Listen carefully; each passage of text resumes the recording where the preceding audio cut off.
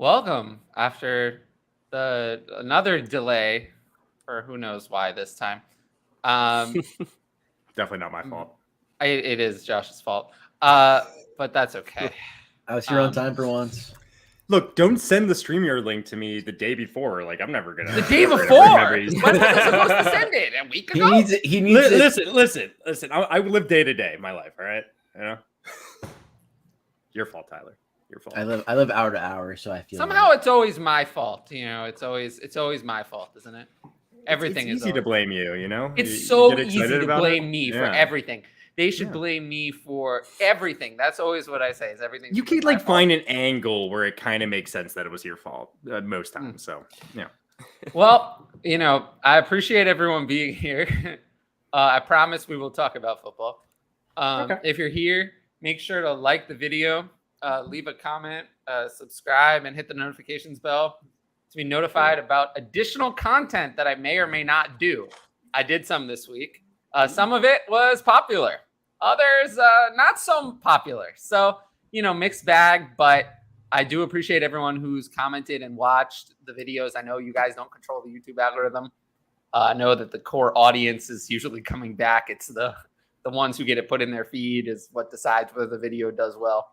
And I still have not figured that out, to be honest, exactly how to master that.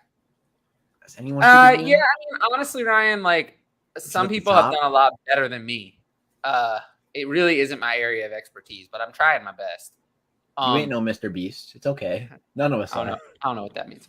But yeah, also don't forget about give away $10,000 every video. Yeah, exactly. Every stream. Do a lot better. All right, so IRL Squid Game. Here's what we'll do, Josh. It's such a great idea that you had. No, I know. No, it was a great idea. I smart. loved it. No, I really loved it. So what we'll do is we'll give away $10,000 from Josh's bank account every episode. That's what we'll do.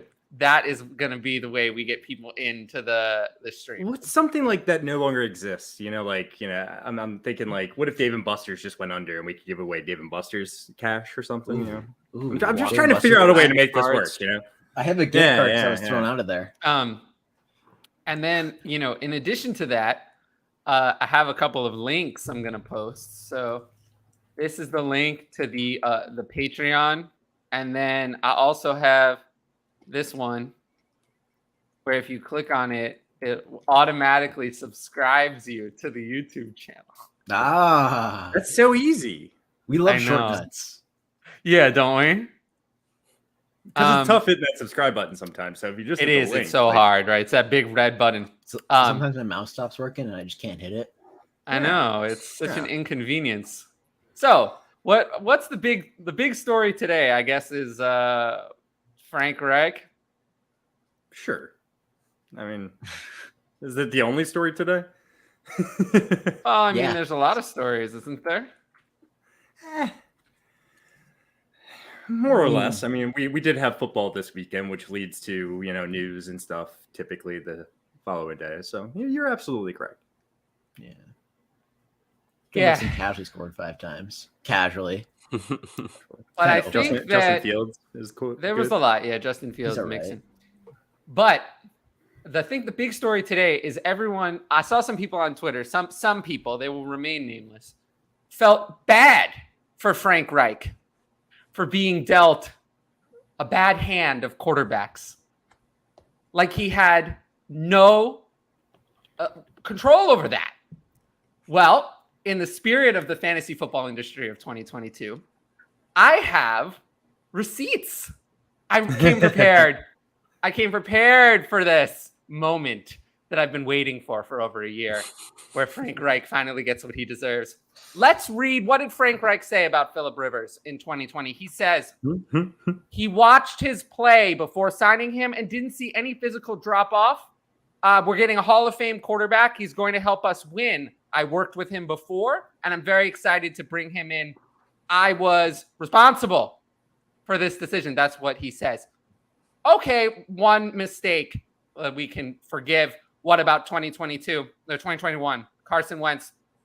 Reich originally, it says right here in an article from The Athletic, Reich originally pushed for the trade to acquire Wentz and then apologized to Jim Irsay after the season. saying that he could resurrect Wentz's stalled career and solve the Colts quarterback conundrum. That's what he said. He also said that he stuck his neck out for him last year, meaning Wentz. So that's what he said. He was responsible for trading for Carson Wentz and then responsible for failure. But don't worry, 2 strikes is not so bad. What about this year? This year, acquiring Matt Ryan. He said everyone saw that this is a good fit. Everyone, not just him, everyone. He says everyone thought it was a good idea. It was so obvious. It was great. He took responsibility for acquiring Matt Ryan. That's what he did. He looked at the accuracy in the arm. That's what he said. He looked at Matt Ryan's accuracy and arm over the last 2 years and said, he still has it. He's going to be a great addition to the team. Failure, failure, failure. Responsible for all of them. I love the cup, Josh. It says F on it for failure. This is my this is my old cut. There's nothing even in this. This is from yesterday. This is the mug I'm drinking out of. No excuse for anyone to feel bad for Frank Reich because he's responsible for all of this. It's his own words. I didn't make that up. You can go look on the internet just like I did today to find there are many more quotes that I didn't even choose. So many about the quarterbacks that he acquired. So he's responsible for this failure. And now he's getting what he deserves, which is to be fired. But the next thing, oh, it's not over. The next thing is and I haven't pulled the receipts on this one yet, but it's coming, is for general manager Chris Ballard, who also had many great things to say about all of these quarterbacks that he acquired. He also thought that Jacoby Brissett was excellent. That's what he said. Excellent. And then, this year couldn't have been more excited to bring Matt Ryan in. He was going to save the franchise. He didn't save anything. And Chris Ballard is going to now be out of a job very soon. I said it should be today. But it gets better. It all comes back to owner Jim Irsay. Oh, there's more. Oh, yeah. It all comes back to owner Jim Irsay, who was responsible. In addition, he said that him, Chris Ballard, and Frank Reich sat together to discuss all of these quarterback acquisitions. But who was responsible for hiring a coach who has never coached at the college or NFL level in any capacity today? You know what his record is in high school? Saturday. He did coach in high school, apparently. I learned this today. Jeff Saturday has not coached in college or the NFL at all, is now going to be their head coach for the rest of the season. What a great decision. So it all comes back to Jim Irsay at the end of the day, who is responsible for Frank Reich, responsible for Chris Ballard. And until he goes, the only thing Jim Irsay has ever done, that's been good, is call for Daniel Snyder to be removed as the owner of the Commanders. That's the only good thing Jim Irsay has ever done. But nothing in terms of running his own franchise. So that's how I feel about the Colts today. And I'm glad that this day that Frank Reich finally gets what he deserves has finally arrived. And I just cannot wait until the day that Chris Ballard receives his punishment. Hold on. I got this. I got an explanation. Jim Irsay hired Jeff Saturday so Jeff Saturday could play center because their offensive line is so trash. Hey, Jeff Saturday was Player so coach. likable. Upgrade. Jeff Saturday was so likable that he made a Pro Bowl in a season where he was benched. He made a Pro Bowl that year, the year that he was benched. He was so likable. And this is not top 10. This is not top 10. This is rant number 1. This is the best rant ever. The best rant of all time, I think. I don't think I've ever done better. Does Chris Ballard watch film? Chris Ballard just does what, sometimes he makes his own decisions, but other times he just does what Jim Irsay tells him to do. He's really good at picking non-premium positions. I've noticed that. But when it comes to the premium guys, he's not good. The Colts got a good punter. Heck yeah. Yeah. It's all about. It's all about those off-ball linebackers. Ooh. Did people appreciate today's rant? I think it was good. I think it shows that I still have it. Listen, I think Frank Reich's a great coach. No, he's not. He's not a great coach. I can't. He tried. He is not a good coach because he's responsible for failure, 3 years of failure and continuous failure. So he's not actually a good head coach. He hasn't done such a good job. And I don't see how he could be a good head coach. He's not clearly over 5 years was not prepared to be a head coach. So I don't think so. He doesn't look so good to me. He has a winning record. That's pretty much the only process. Well, I mean, it wasn't good enough. So listen, I'm not trying to defend him. I'm not trying to defend him. Frank Reich is someone who should not be in charge. That's the problem. You see, when you gave him too much command over things, he, as an offensive coordinator, could be good. But when you put him in charge and you let him acquire Phillip Rivers, then spend on Carson Wentz, then Matt Ryan. Oh, by the way, while paying each of them over $50 million, those two, for the privilege, then you have a disaster. So he should have his role limited to just worrying about running the offense, not having to design any grand scheme or oversee people. He doesn't know anything about that. He should just focus on running the offense. He will, believe me, if the Steelers hired Frank Reich as the offensive coordinator today, it would be better than Matt Canada, what they have. So he does have an opportunity to be an offensive coordinator, but head coach, he was not prepared to be a head coach. I agree with that. Oh, the rant is not over. Here we go, right into Elijah Moore. Right into Elijah Moore we go. Oh, boy. Zero today. Or yesterday. Zero. Because apparently this week, I don't know what days of the week are.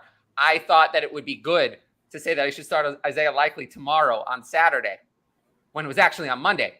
What if I made that mistake on purpose? It got a lot more interaction with a mistake than it would have otherwise. That would have been so smart. It would have been so smart if I'd thought of that. It gave me an idea for the future. But what do we have to say about Elijah Moore? All we've heard is my mouth moving. So what do we have? I mean, it's disappointing, obviously, that he's now clearly running behind even guys like, Denzel Mims, who's now going to have a role when Corey Davis comes back, apparently. He's been playing that well. So I did see, I think, one of the next comments or questions was about dropping him or picking him up in Dynasty. So I wanted to address that, though, because, yeah, exactly. I did, I think, do you want to pull that one up? One of the next questions about him? One? Yeah. He got dropped in 2 leagues. It's okay. In Dynasty, you need to go pick him up. Like, we know how good he is. Obviously, the situation, the team, whatever is happening, I don't know. Maybe he stole the mom that Zach Wilson was he did something. He's in the doghouse. He obviously just is not going to be a usable asset this year. I don't think at this point we're looking at just a lost year. And maybe things miraculously turn around, or maybe he goes somewhere else in the offseason. But I think that's kind of our best hope for him, because we do know when he is on the field and playing, he is a great player. And just, like I said, disappointing to see him running behind Denzel Mims and Braxton Berrios and even Jeff Smith at one point. I know. What a surprise. Yeah. You have to hold him in Dynasty. It's real bad. The only positive thing I could think coming out of this is him getting traded in the offseason now. I really hope going into next season. Going into next season, I'd be concerned if he's still with the Jets and Zach Wilson. I mean, the Jets keep winning with Zach Wilson, so it's looking more and more likely he will be their quarterback for the future. And yeah, I mean, I'm nervous for him. He's got to be owned in Dynasty. Absolutely, he's got the talent, but. Get him out of there. He's got to get out from the Jets. I mean, who would want to be on the Jets? Hey, Garrett Wilson's looking better and better. Yeah. So Elijah Moore, I mean, in Dynasty, where would you rank him compared to some comparable players? Would you rather have Elijah Moore or Rondale Moore? Rondale Moore, yeah. I think that's a good one because Rondale Moore's been playing really well, more involved in the offense. I lean Rondale Moore right now. Do you? Yeah. I think the problem with Rondale Moore is that there's just no, and I put this on the show sheet myself. There's this offense isn't good. So when Hollywood Brown comes back, he's just going to slide right back in ahead of Rondale Moore. And then what is Rondale Moore? It's kind of stays in the slot, right? It doesn't matter. The whole key is it doesn't matter where he plays. No, it doesn't. Because it does for his production. No, it doesn't because it doesn't matter because the the target pecking order is really what matters. This whole roles thing, oh, I'm going to play here, I'm going to play here. That's always overrated. What just matters hasn't produced when he plays on the outside. That it's but I agree with you on that. Yeah. But the thing is that what matters always first and foremost is the target pecking order is what matters. That's the thing that matters the most. Yes, who plays where can be important, but the target pecking order is what matters. And unless there's some sort of big change, he's going to drop to behind Nuke and Hollywood Brown in the target pecking order. And given the way the offense has been playing, that's just not going to cut it. That's not going to be good enough, which is it's going to be a bizarre situation then, because it's going to be a good player who's played well, who's not going to be able to really have a role to get enough fantasy points or enough targets. His volume's just not there. If the volume's not there, you can't score. At wide receiver is just how it works. So, like we always talk about, targets and all that, but good players earn targets, but better players take them away from just good players. And Hollywood if you Brown told me 100% Elijah Moore was traded in the offseason, I would go with Elijah Moore. But I don't think that's 100% by any means. Yeah. Rondo Moore's not that exciting to me. That's fair. I didn't want to use this as an opportunity to hype up Rondo Moore. More as an opportunity to show just how low I am for Elijah Moore right now. Yes, I mean, I do think there is a universe in which Rondo Moore has a successful career, but it's probably going to take more injuries or a really efficient, really good offense. Yeah. Offense supporting 3 wide receivers is rare. It comes across once in a blue moon. Yeah, this year there are like Jared Goff can do that. Yeah, which is odd. But this year there are zero offenses that are supporting 3. Who did it weirdly? Yeah, but this year, just to give you for the record, this year there Teddy are B. Zero. Teddy Bridgewater. 0 offenses that are supporting 3 anything near reliable wide receivers. Mm-hmm. The closest. The Bengals. No. Boyd is doing well now. He was doing well. He was doing pretty well. But it wasn't reliable. No, it wasn't. It actually wasn't. But he was reliable. A top 30 fantasy wide receiver. There was a lot of disappointment until Jamar Chase got hurt. Right? I'm not 100% sure I don't about think that, that's but what we're talking that feels about, right. Though. It feels right. It wasn't. That's not what I'm talking about. And also, to have the 3 top 30 wide receivers through 6 weeks is pretty impressive. I guess that's all I'm saying. Yeah, that's the closest, but it's still not what like the Rams were doing back then. Hell no. Hell no. So it would have to be. I mean, we'll see. Yeah. But yes, I am very frustrated with Elijah Moore. Elijah Moore is up there on the list of players I'm so confident are good, but are just not producing anything, and I don't know why. I really don't. I don't know if it's Zach Wilson doesn't like him, if it's I would say the coaching staff doesn't like him, but this coaching staff was the same coaching staff last year. So I don't think just the fact that Elijah Moore's doing everything he's doing, like he's playing 90% of snaps the first 4 weeks, and then all of a sudden he like comes out, he starts making some ripples in the water outside of the team, and no team likes that. Elijah Moore in the 3 Flacco games was not great. He was getting a lot of targets, but he had 7 targets a game, caught 4 of them for 46 yards per game. I mean, that's still not good, but it was, would have averaged 68 receptions for 788 yards on 190 targets. Horribly inefficient, but at least he was getting targets, whereas he hasn't seen 5 targets in any game since. So my suspicion is that this is an Elijah Moore, Zach Wilson problem, because he didn't do anything with Zach Wilson last year either. All of the success came with Mike White and Joe Flacco. He didn't do anything with Zach Wilson. So I think that there's just I don't know what it is, because there's really no reason why Elijah Moore should be favored by one quarterback or another.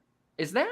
Like, is there something about his game? Like, why? It has to be, there's nothing about his game that really makes sense there. So the only explanation is that it's personal.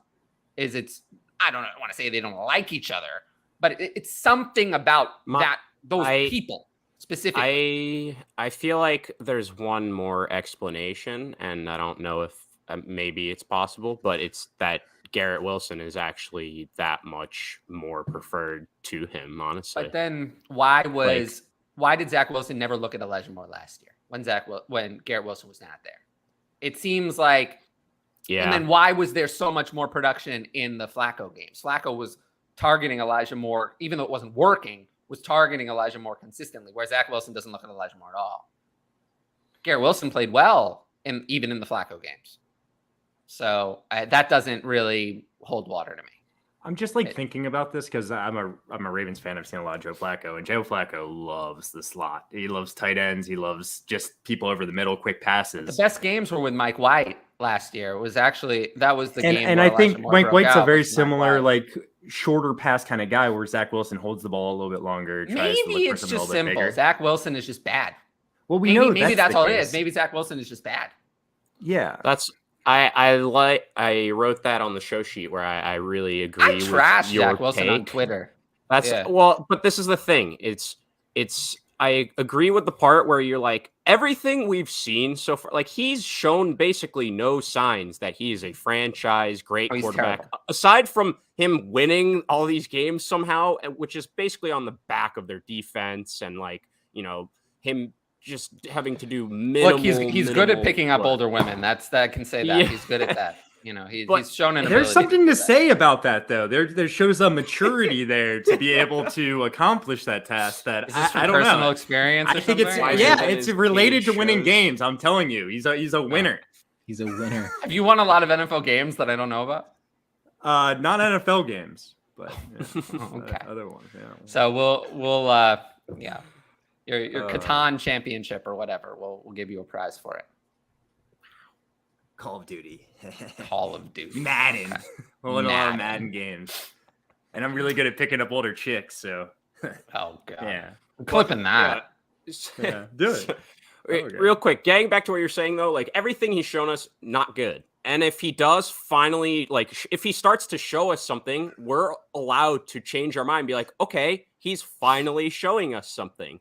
Whereas I feel like you're right with what you said, where it's people are so focused on trying to defend, okay, he's still bad, even if he starts showing good things. And it's why? That's counterintuitive. It's we have new information, use that new information and form new opinions, right? It's why would we watch him start being good and be like we're looking at, if we took that logic, we're okay, Justin Fields is still bad. Beginning of the season, he was bad. He wasn't really doing much. And now he's been great for a few weeks. But does that not matter? Do we have to defend that he was bad at the beginning of the year? No, he's great. It makes no sense. But right now, very, very true. Zach Wilson just does not look like it. He's horrible. That's and it.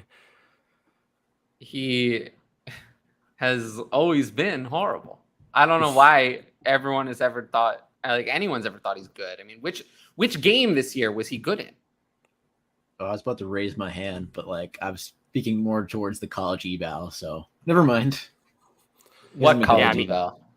The one where he sucked? BYU tape. How bad it is? There were things there that didn't translate to the league, and we're gonna leave it at that. Like the ones where he didn't throw interceptions, and actually showed any awareness of anything that was going on the field. Those things didn't translate. You know, I wonder why. His two best fantasy games might be his worst actual NFL games. Against the Pats, right? Is that one of them? The Pats, he threw 3 interceptions. Against Pittsburgh, he threw 2 interceptions, 1 touchdown. But those were both his best fantasy games. But he had of the the most yardage. I mean, he threw 300. The one in Pittsburgh, he had fantasy points because he caught a touchdown. That's true. It's just funny. It's exactly. It's even on a bad team with a quarterback that doesn't look great, we've seen signs, for example, out of Trevor Lawrence. He's had a few weeks in the top 5-10 scoring at the position. It's we're not really seeing any signs remotely close to that from Zach Wilson right now. And, it's how long, if he keeps this exact pace up all year, how excited are we for next year and beyond, and that he's actually going to be like their starter even. Like, obviously, if he leads them to the playoffs this year, that's going to buy him no questions asked, like a few years. Like, but unfortunately, I will say it's if he makes the playoffs, I will bet the house on whoever he's playing. Like for him to get minus 400 odds in their team, though. Yeah.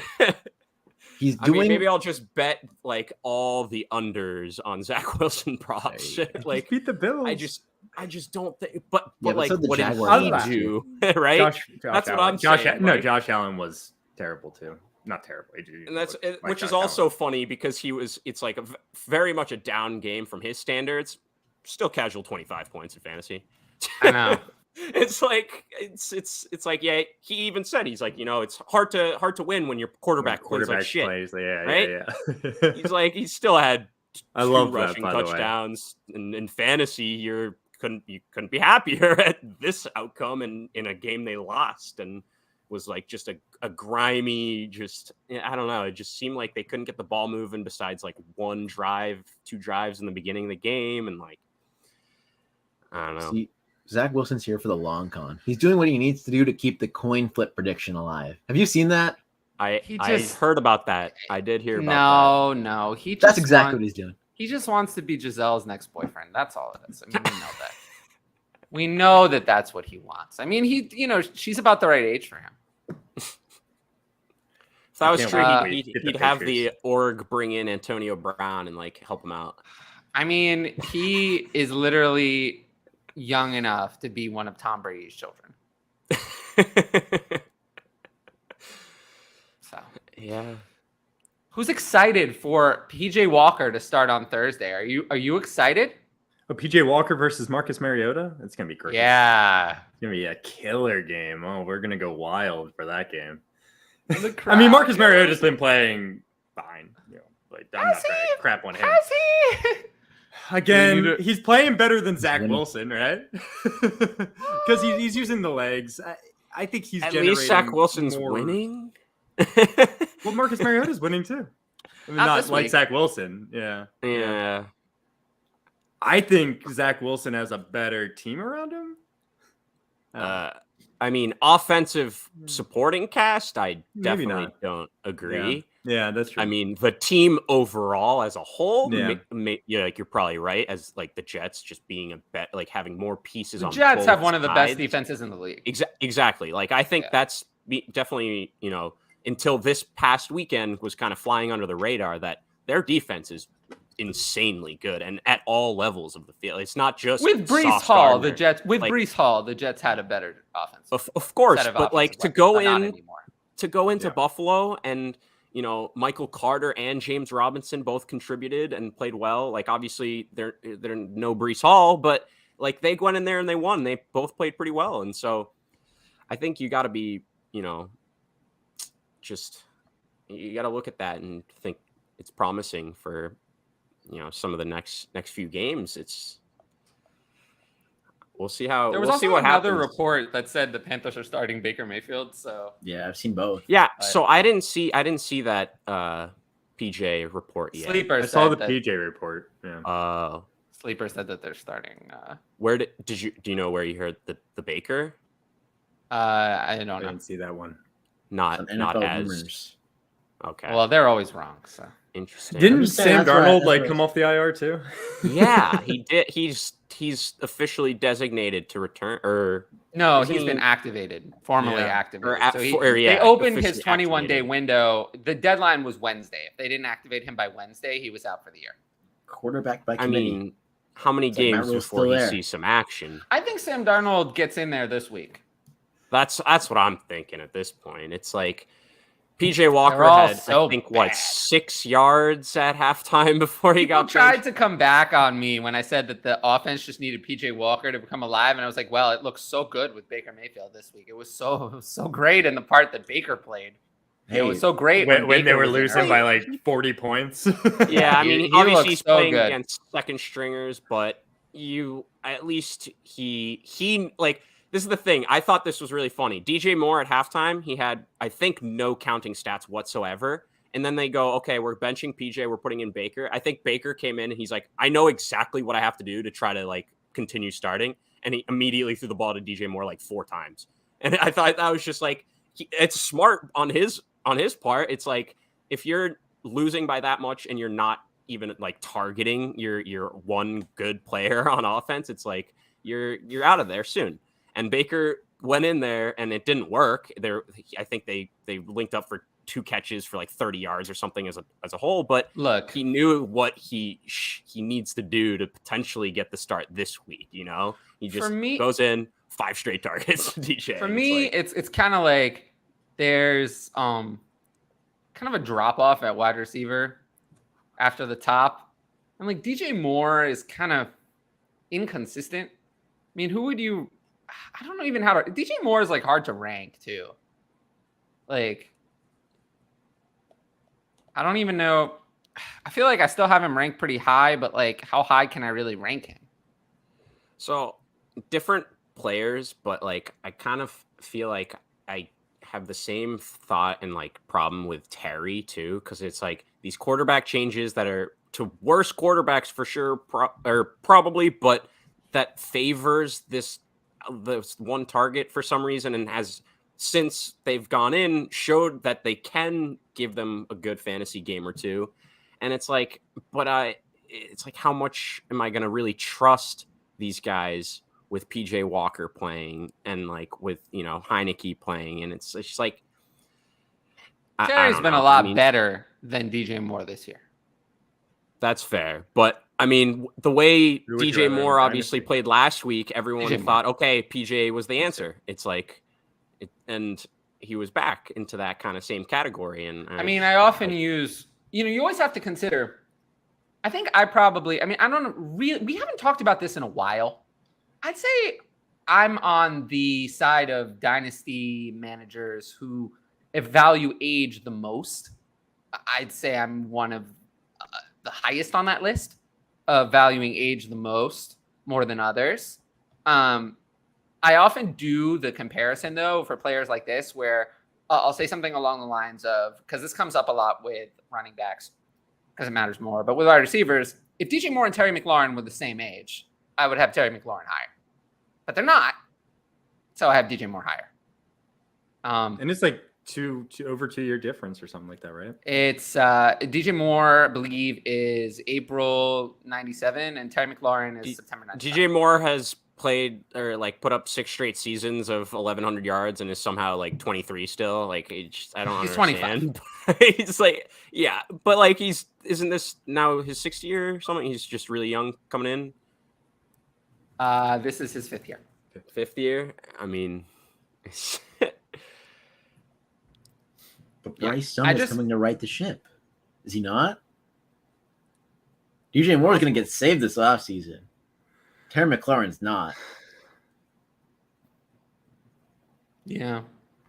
We'll see. We'll see what happens. We'll see the Panthers absolutely obliterate that situation anyway. So, but I do think, it's time. The older guys in Dynasty are still holding strong. Cooper Kupp, Stephon Diggs, and Tyreek Hill are still so strong. Mm-hmm. Devontae Adams, not so much. Good week. This week was good, but It was right after a goose egg. Yeah. That was like the biggest lock after such a horrendous week last week. It was like, this dude is 100% going for over 100 yards and at least. And he did it all in the first half. He did in the first quarter. He did it on the first drive. It was 6 for 68 and a touchdown. First drive. I do think, though, it's like this offseason, I think, is going to be a little bit of a changing of the landscape in Dynasty. Like, you're going to have a lot of players coming in really high because there's a lot of players aging out. Like, am I ever going to be comfortable spending? This offseason, I wasn't comfortable doing it this offseason. Do you think next offseason, you think I'm ever going to recommend drafting Nick Chubb, Austin Eckler, Dalvin Cook, Devontae Adams, Derrick Henry? Probably not. So we'll see. No, it's really going to stratify the difference between the approaches because that group are mostly still playing well and are getting even older. Yeah. But it's just like there's no way their value could possibly just go up with their age. No, it cannot go it's up. Like, but what I'm saying, like they're producing. It can't even amazingly. Yeah. Plateau. What I'm saying is that there's mm-hmm. a universe where those guys continue to drop in value and become a value. Like up until the moment he got hurt, Aaron Jones was not a bad pick. You were better off picking Aaron Jones 3 rounds later over, Dalvin Cook 3 rounds earlier, or Joe Mixon, even with this week. Joe Mixon was really bad until this week, actually. This was finally he did something good. That was also like Devontae, like it was coming, everything with how much volume and how much actual valuable work. Like he was just getting stuffed every single time on the goal line, but they were just giving it to him time and time and time again. So it was like a matter of time before this type of game came. And same with Kamara last week, where just no touchdowns all year, but he's getting that volume, he's getting that good, like the really valuable goal line work and stuff like that. And it's like, all right, punched it in 3 times. So let's this week 5. So I think we talked enough about Elijah Moore, and don't forget to click on these links. Both great links. Top 1. It's top 1. I think it's the best ever. I really do. Contending team? Well, if you're contending, how much good is Pittman going to do? Yeah, no. I don't think he's the best buy right now as a contending team, but I do think his talent is real. He's got a lot of talent, and if the Colts can figure out a quarterback, Pittman, he's good and young.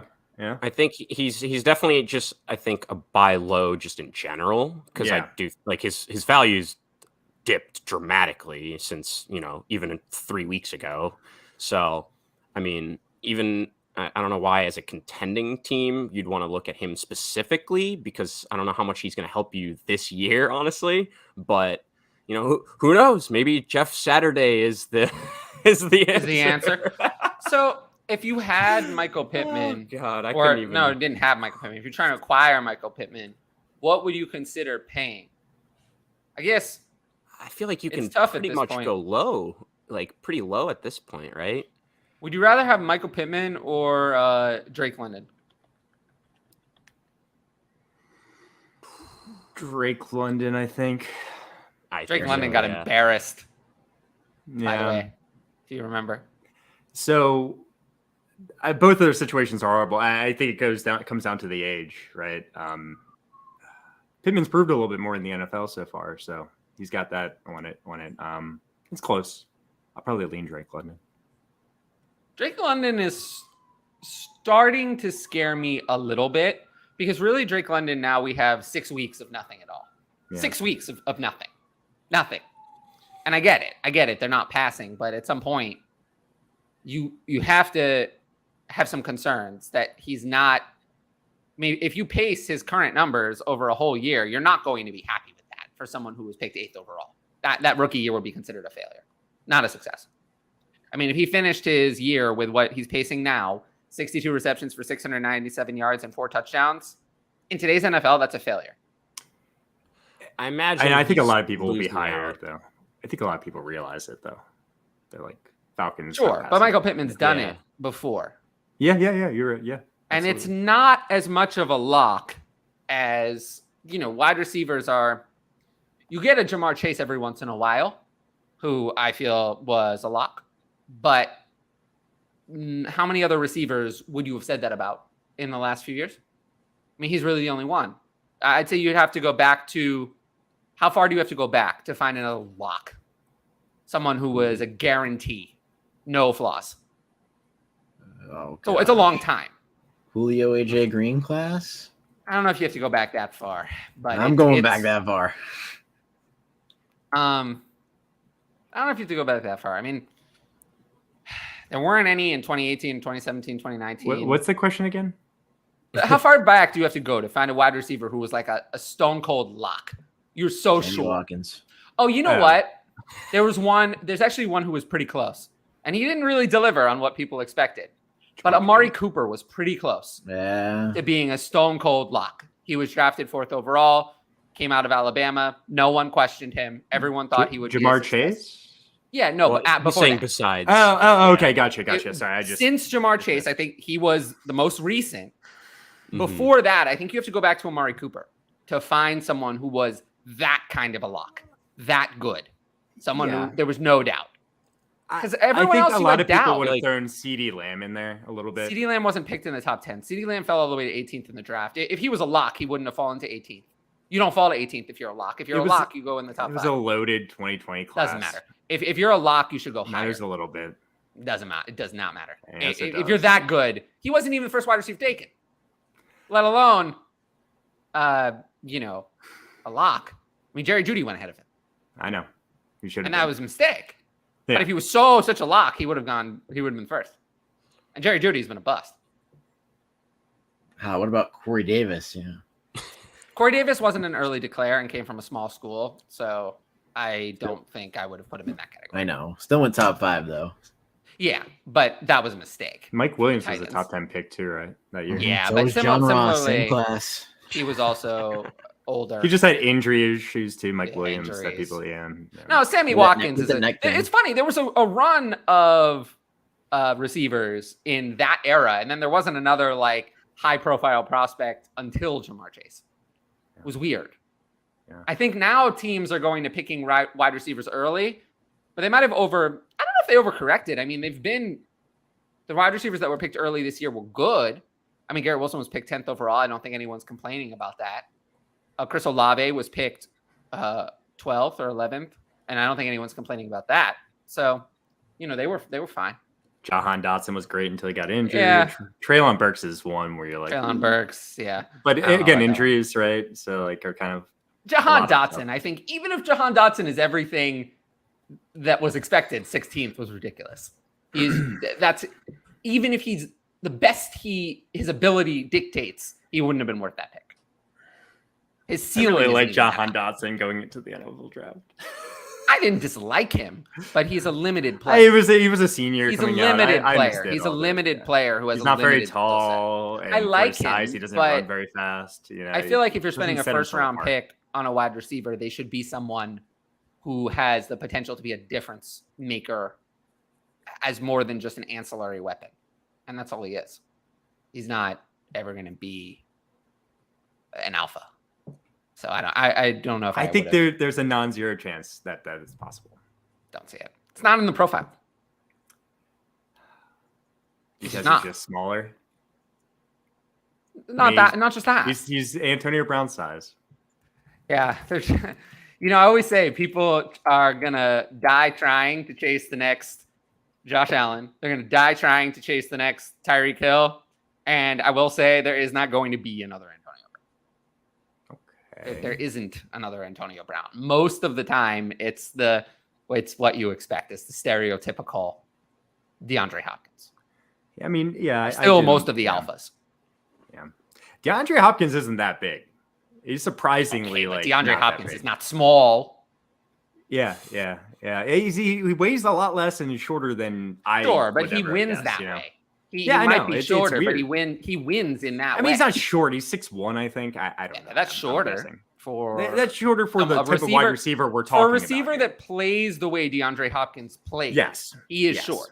Yes. He's short for a receiver who plays that way. So that almost makes it more impressive to me that he wins that way. Oh, absolutely. He has the alpha profile despite not having the alpha height. Yeah. So that's why I think he's headed, one of the reasons he's headed to the Hall of Fame. I mean, I think it's a great, he's had a great career. I'm with it, man. But yeah, Michael Pittman is probably a buy. I mean, you always try to send 2 seconds for him. You never know, right? I mean, someone could be frustrated.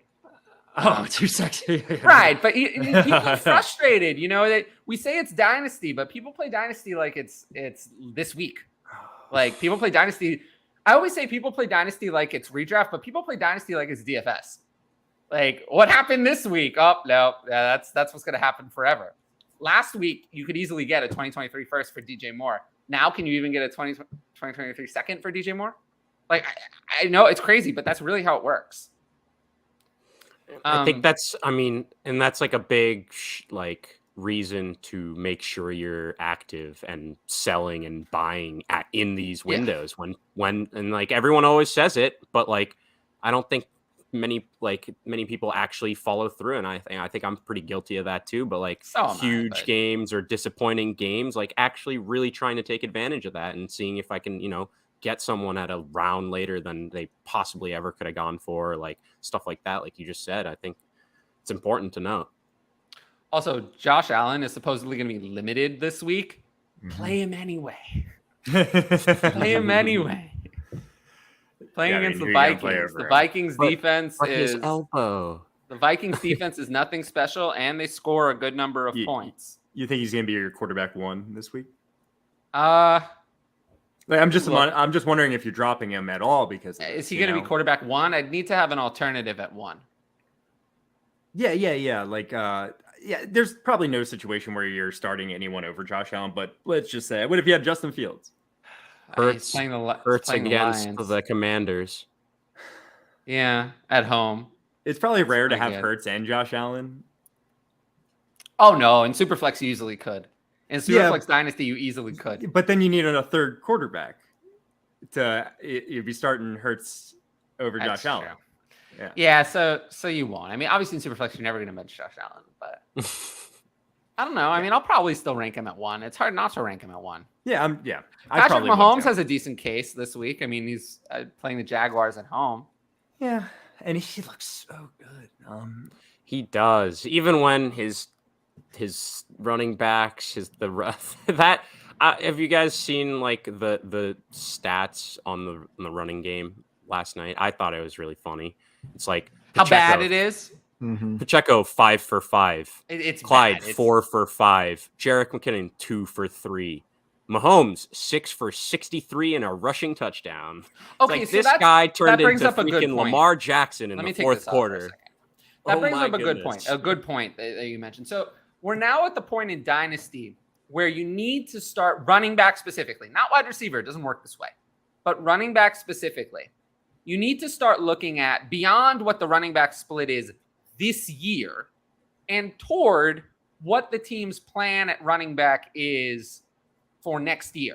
You need to start incorporating next year more into your thinking. So the Chiefs, for example. Josh Jacobs came into mind when you first said that. That's a different situation. That's a different situation. Okay. Josh Jacobs is a free agent, so we don't know where he's going to be. I just meant the Raiders, that's not exactly what I'm talking about. Okay. I'm talking about teams like the Chiefs who have, I mean, all of these, Jerick McKinnon is whatever, but Clyde Edwards-Helaire and Isaiah Pacheco are under contract, and they're splitting it this way. But this is a team that's very likely to add someone to disrupt that. So I have them ranked both lower than they probably should be because I'm already moving away from them in advance. You know, these are teams that have incumbent players that I don't necessarily trust. I mean, Kansas City is the top of that list. Obviously, Carolina is another one. It's Foreman, Hubbard split. Devin Singletary's a free agent, though, so that's a little different. But yeah, Carolina is one. The Dolphins are one. Teams that you have to start looking beyond what the split's going to be this year and look at the possibility of bringing in someone new. So you're essentially saying, like, try to get what you can if you don't need them right now for Clyde Edwards-Helaire, Raheem Mostert, Jeff Wilson, those kinds of running backs? Is that pretty much. Where we're getting at here? And then there's like total disasters like the Rams, where everyone sucks. That's an actual shit show over there. Yeah. Or the Ravens. 3 guys played this week. One was active, didn't get touches, and Kyron's on his way back. It's like that is just disgusting. Cam Akers, I feel good old he's 5 been for 3. So ineffective. Forget it. Yeah, I mean, I don't even know what to do. You just can't start anyone on that team, I don't think, besides Cup. Like, you can't start even Higbee, who we thought, exactly. Higbee's completely fallen off. Van Jefferson, Tyler, you've been saying were that for potentially thinking Van Jefferson might be that deep threat that might be, what Matt Stafford needs, and nope, nothing. But I ranked Tyler Higbee as tight end 7 this week, just because there was no one else. Yeah, it's at tight end. He's still gonna I think that's gonna change moving forward because he's just been so bad that like there are other options. He's just gonna be close to like 12 rather than 6. Yeah, Like he's still likely, in all likeliness, you still have to have him in your top 12 just because he's a tight end that actually gets some targets. Like it's like what else? Like I'll start Kate Otten if Cameron Brake isn't playing, but if Cameron Brake's back in the lineup, I'm like Higbee, Kate Otten. Like that's what we're talking about here. Like that's going to be like the decisions going forward. So yeah, I mean, at least he's on the field a decent amount, but as Tyler said the last few weeks, a couple weeks about Higbee, they're going away from him. They're going away from having him on the field all the time, and you can't trust him going forward. So, I mean, there are definitely more Allen Robinson targets recently. Couple deep shots now being sprinkled into Van Jefferson. So I definitely agree, and I think it's crazy to me because obviously last year they had the same offense essentially where they have everything go through Cup. Obviously they had a better O-line, some semblance of a rushing game, but Stafford was playing better in general. I think, but it was like it's just and that might be the O-line's fault. Sorry, you know? And let's not forget, like Stafford had the shoulder injury coming into the season that we kind of expected it to be a problem. He ripped. I don't know if you saw some of those. He ripped a few throws that were like 10 yards overthrown, and I was like, oh wow! Like I honestly was surprised. I was like, I didn't maybe. Like I don't know. There's one to Van Jefferson deep. I remember where he just like kind of tossed it. The Cooper Cup looked good. But it's like, I can't remember too many good things throws from that game. It's all Cooper Cup, and last year it obviously worked, and they were winning games, and they won the Super Bowl. But like, and I get you stick with that. You're going into the year, okay, worked last year, let's do it again.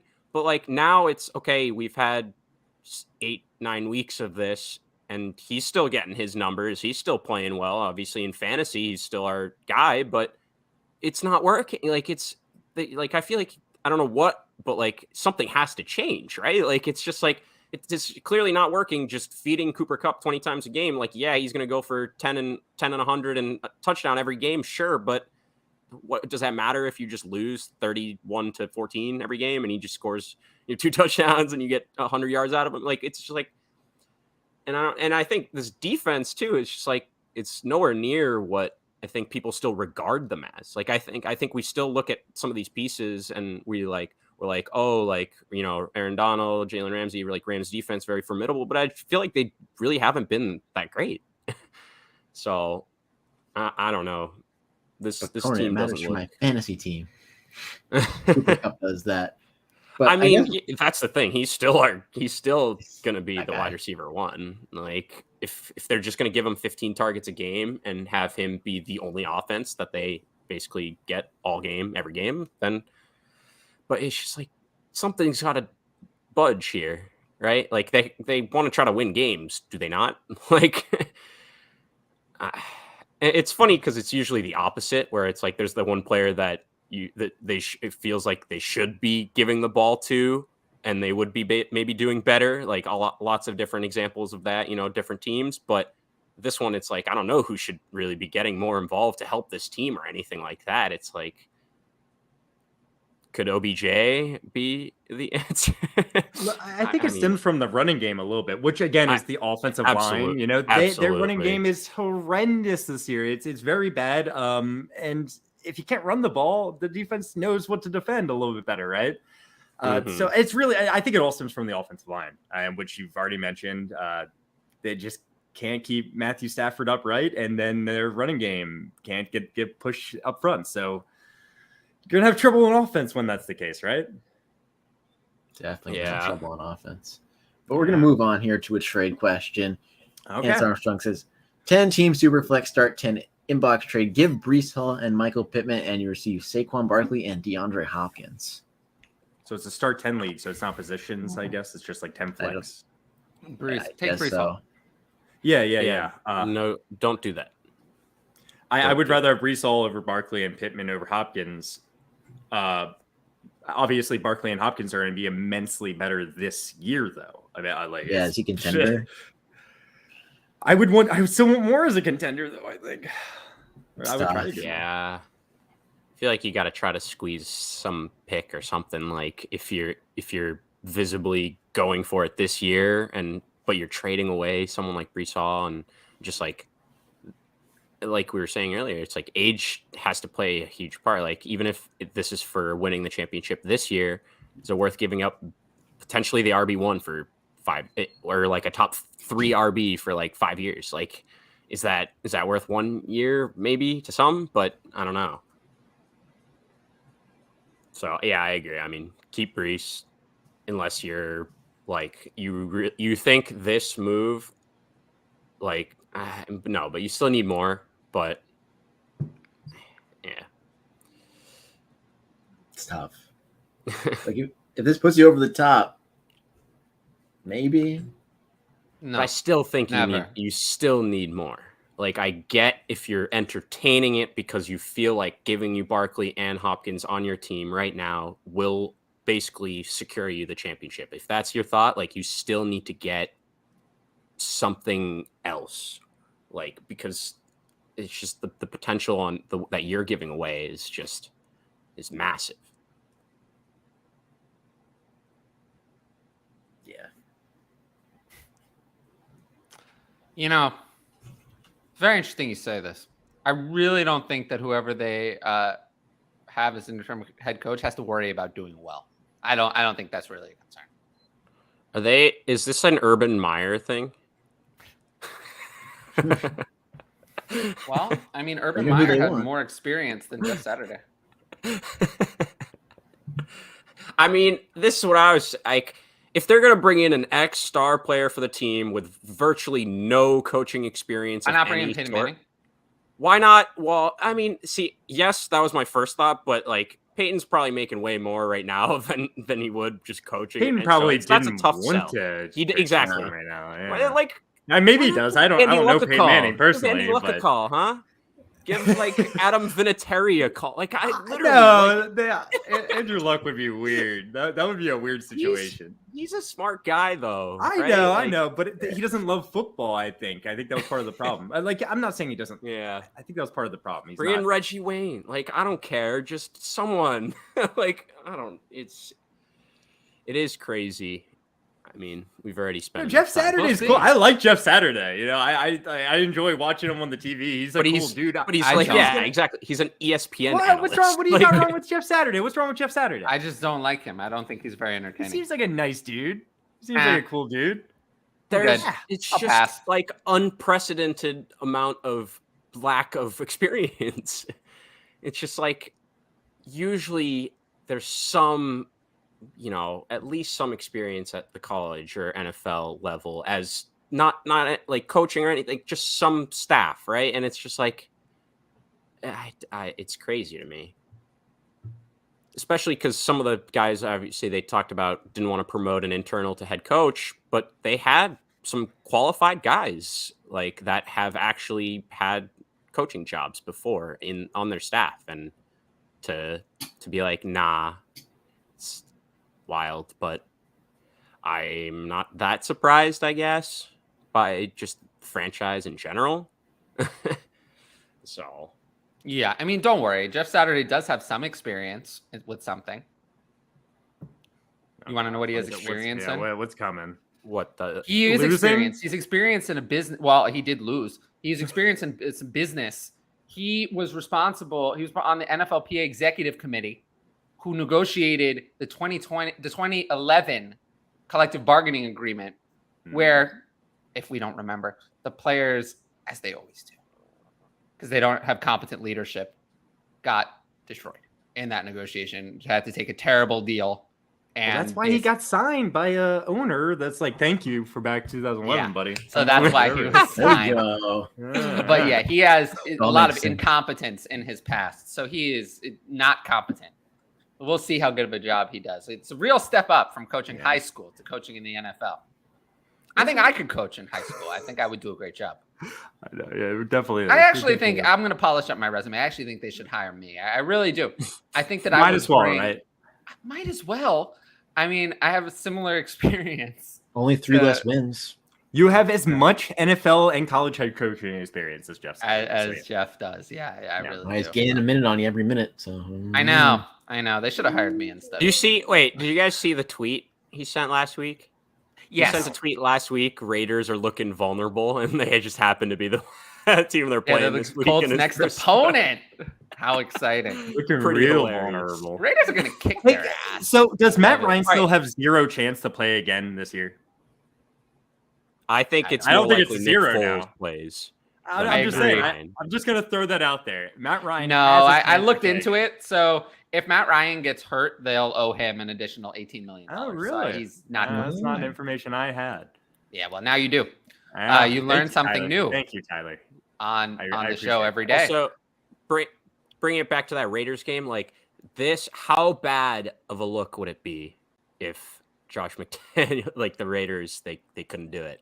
They somehow lost to this guy who's never coached like anywhere ever, has to bring in people to call his play right now. There's no one. I saw something. And it's like no one on his coaching staff right now is like ever called a play. Like it's like he has to bring someone in to figure out like who's going to be the guy calling plays. It's like because no one's there that's able to do that. You want to know the sad thing? The Colts are in second place in the division. They're so incompetent, but they're not that far away from making the playoffs. Yeah, they're kind of far. Titans do have a big jump on them. True, but the Titans Colts are a lot closer to the playoffs than right? the Packers. That's the NFC South for you. Yeah, is that the worst division in football? It's gotta be, right? No, the NFC South is the worst division in football. All teams are losers. Yeah, Yeah. that's true. That's true. Bucks. That's true. Yeah, Bucks are you're just right. chilling. Good point. The NFC South is a combined 13 and 22. But NFC I think if we East lined or up the AFC talent East is the in best. both, we'd be like, The NFC South is really bad. yeah. Really bad. Yeah.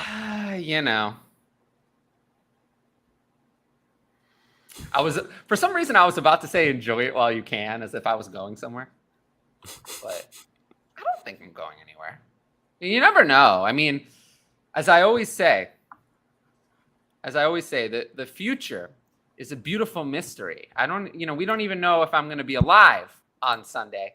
So I don't know if I'll, can't say for sure if I'll, be doing this or that next week. You never know. But I don't plan on going anywhere. And if I did, I think this would probably be where I would announce it. So you guys would be the first to know. But I'm not going anywhere. As much as some people would probably love it if I did. I'm definitely not going anywhere. Well, oh man. Should we talk about that? How bad the Cardinals are? It's No words from Cohen's mouth. No words. That's it. That speaks volumes. They're so bad. Don't understand like how they're.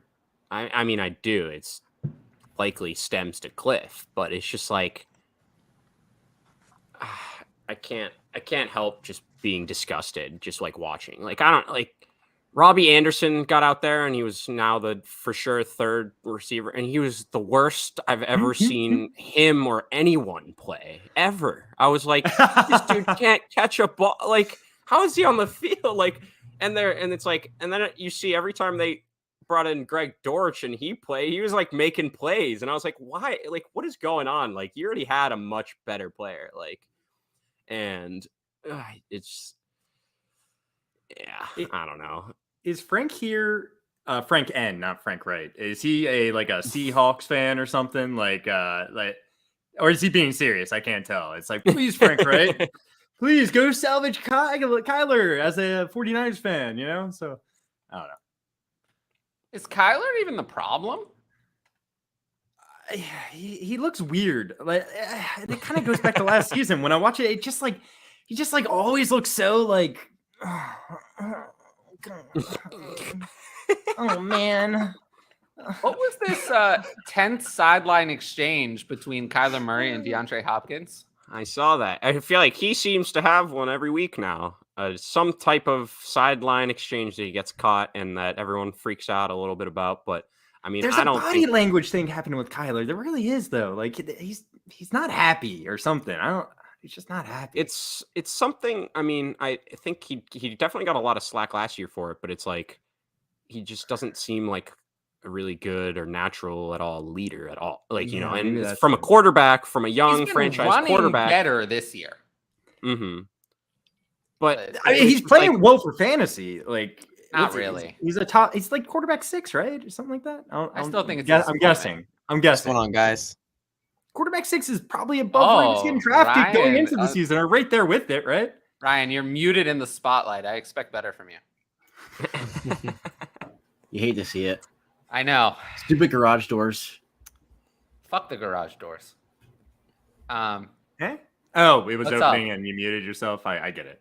Yeah. I think that's what happened. What's up? That's exactly what happened.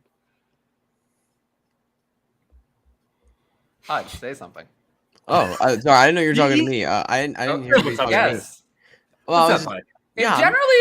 Generally, if it's me and it's usually Ryan Say or sometimes something. Josh. If I'm being nice, it's usually you or Conan.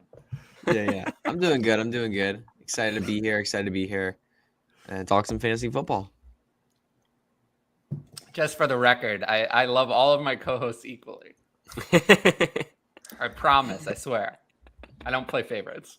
I like one of you guys a lot more than the other two. Okay, fine. I lied. I play favorites. I definitely play favorites. You guys got to figure out who it is. I play favorites. I'm my favorite.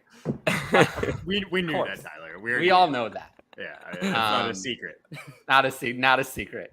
I've had a lot of discussion on Twitter about How much you like yourself? Well, yes, but not what I was gonna say. Everyone knows that, Josh. I don't need to say that. I was wondering why you were discussing it on Twitter. Yeah, but no, just a lot of like, the thing that really gets you to propel you in the industry is being authentic.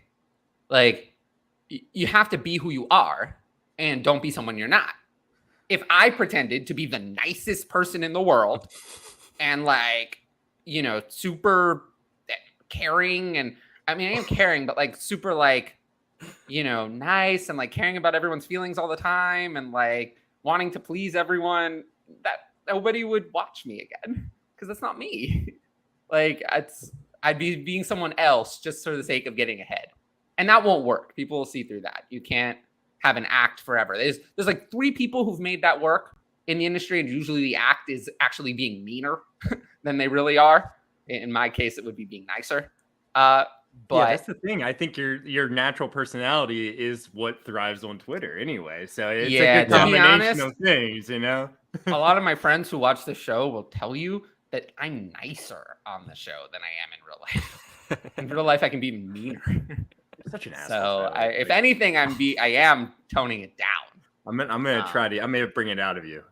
Oh, that's why I always nudge you when like you're making a serious. And I will take, say that you, I feel, are being more yourself now than I ever remember you being the last 2 years. I like this side of you. I definitely, I just don't give a crap. I like this side of you. I like the side of you that I've seen over the last couple of months, not just on this show. I appreciate but generally in creating your content. You've really like brought it up to a new level that I really appreciate. And I think that the people should make sure to support you with everything they've got. Thank you, people. Support me with everything you got. Toronto! Heck yeah. Yeah. Toronto Dave actually made a really nice comment on one of the posts kind of about me talking about the industry stuff. He, I forget exactly what he said, but it was something along the lines of, I think it was supporting the idea of being authentic, but I forget his exact words, so I don't want to just make it up. But I remember him being one of the more thoughtful and supportive comments with nuance. I was so happy to see nuance on a Twitter comment. I was like, whoa, this can't be real. But Toronto Dave, he cares. He's up there. He's up there with the people who care the most. I wasn't too surprised seeing it come from him. Talk about being authentic. He's authentic on Twitter, and he's like nice authentic, Like, that's actually what it was. That's actually what it was. Well, it's funny you actually mentioned that, because the thing he said was being authentic and especially about traits that aren't necessarily seen as positive. That's actually what he said. Yeah. Which I agree with. Definitely better to not pretend that those don't exist. Yeah. Yeah, I think we talked enough about Elijah Moore. Okay. Ooh, this is interesting. So allows bench players to be dropped even after they've played. What do you guys think about that? That's an interesting side conversation. Do you guys prefer, as I believe basically the default is on Sleeper, the default is yes, bench players can be dropped after they've played. And on MFL, the default is no, they cannot be. You can change it on both sites, but the default is different on the two sites. I think it's fine. I'm fine with letting them be dropped. That's my preferred setting. But I was just curious if you guys have an opinion. I'm completely fine with I think that's fine. Yeah. I think it's I'm totally cool with it. For some reason, I don't even know if you can set this as a setting, but I don't really like if they're in your starting lineup and you drop them. That you cannot set that as a setting on any site. No, in your starting lineup, you cannot drop them. That seems weird to me. Yeah, but I'm fine with it. It's weird because it doesn't exist. Yeah. Yeah. You can't if it's in the starting lineup, you cannot drop them. You can't because if trade them on they're in the Sleeper. starting lineup, they're scoring points for you. You can't drop that player because then you just lose the You can point. trade them on Sleeper though. On Sleeper, you can trade them and they stay in your But it starting won't go lineup and then are through removed from your roster at the end. Yeah, of we'll the go season. through till after. Yeah. Yeah. I But you can agree to the trade, which I like. Like you said, on Sleeper, the default is that they can be dropped, but on like MFL, where I haven't played, but also ESPN, like CBS, all these other ones. You're really not MFL sucks. Also, no. You're not missing anything. I've heard exactly the same, so I hope I'm not really ever having to go. I feel bad for MFL. I've done the rant on this show before. Yeah, you have. But my rant is always that their technology looks like it's older than me. And a lot of it is. How do you find players, free agents in MFL? Like, how does anyone do it? Like, there's got to be a good way. No, it's impossible. No one knows. It's impossible. It's impossible. No one knows how. That sounds awful. No, I've always said that they're the best. That they're the fantasy app for the 20th century. They were very good for that one. They're very good for that century. Yes. But not so good for this Before one. we hit 2000. Yes, exactly. Yeah. This century, they haven't been as good. Around in the 90s, they would have been killing it. They were around in the 90s. I believe it. They're from the 90s. That's why all their technology still looks like it's from the 90s. Sorry, MFL. Nothing gets me going more like loading up a page. I would say I'm sorry, but I'm really not sorry. I mean, I've begged them to listen to some of my feedback, and they have done nothing to like. And that's something that I think Sleeper has gone above and beyond and shown that that's why they're... Well, I mean, in terms of listening to some of the suggestions that a lot of people are clamoring for and like actually making updates every few weeks, just even if it's little stuff like that. It's better, yeah. It's much better than no other site. Well, I mean, it can't be worse. Their customer support actually exists. That is an upgrade. No, I don't want it to come off like I'm bashing MFL or anything, but they just don't. They don't make any. Well, that is what I'm doing, but they don't make any effort to have any dialogue with me. So. No. Hey, I'll shout out MFL. If you tweet at them, they will retweet it. I know. Yeah. I know. If only they put some of that social media energy into updating a little bit of the website and creating a mobile app. But what do I know? I only have a master's degree in sports. Not having a mobile app is crazy. I know nothing. It is a mobile app. But it doesn't.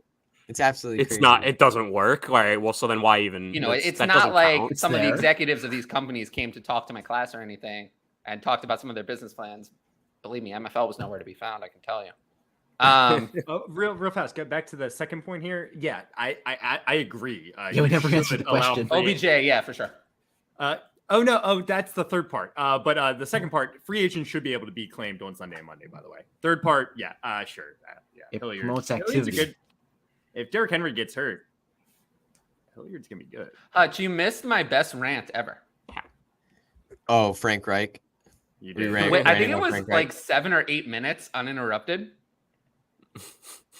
Josh tried to interrupt. 7 or 8 minutes. Josh tried to interrupt, but his interruption was canceled. It literally, I didn't even have Tyler just did a great job. Well, I came prepared. I had receipts. They were. You did.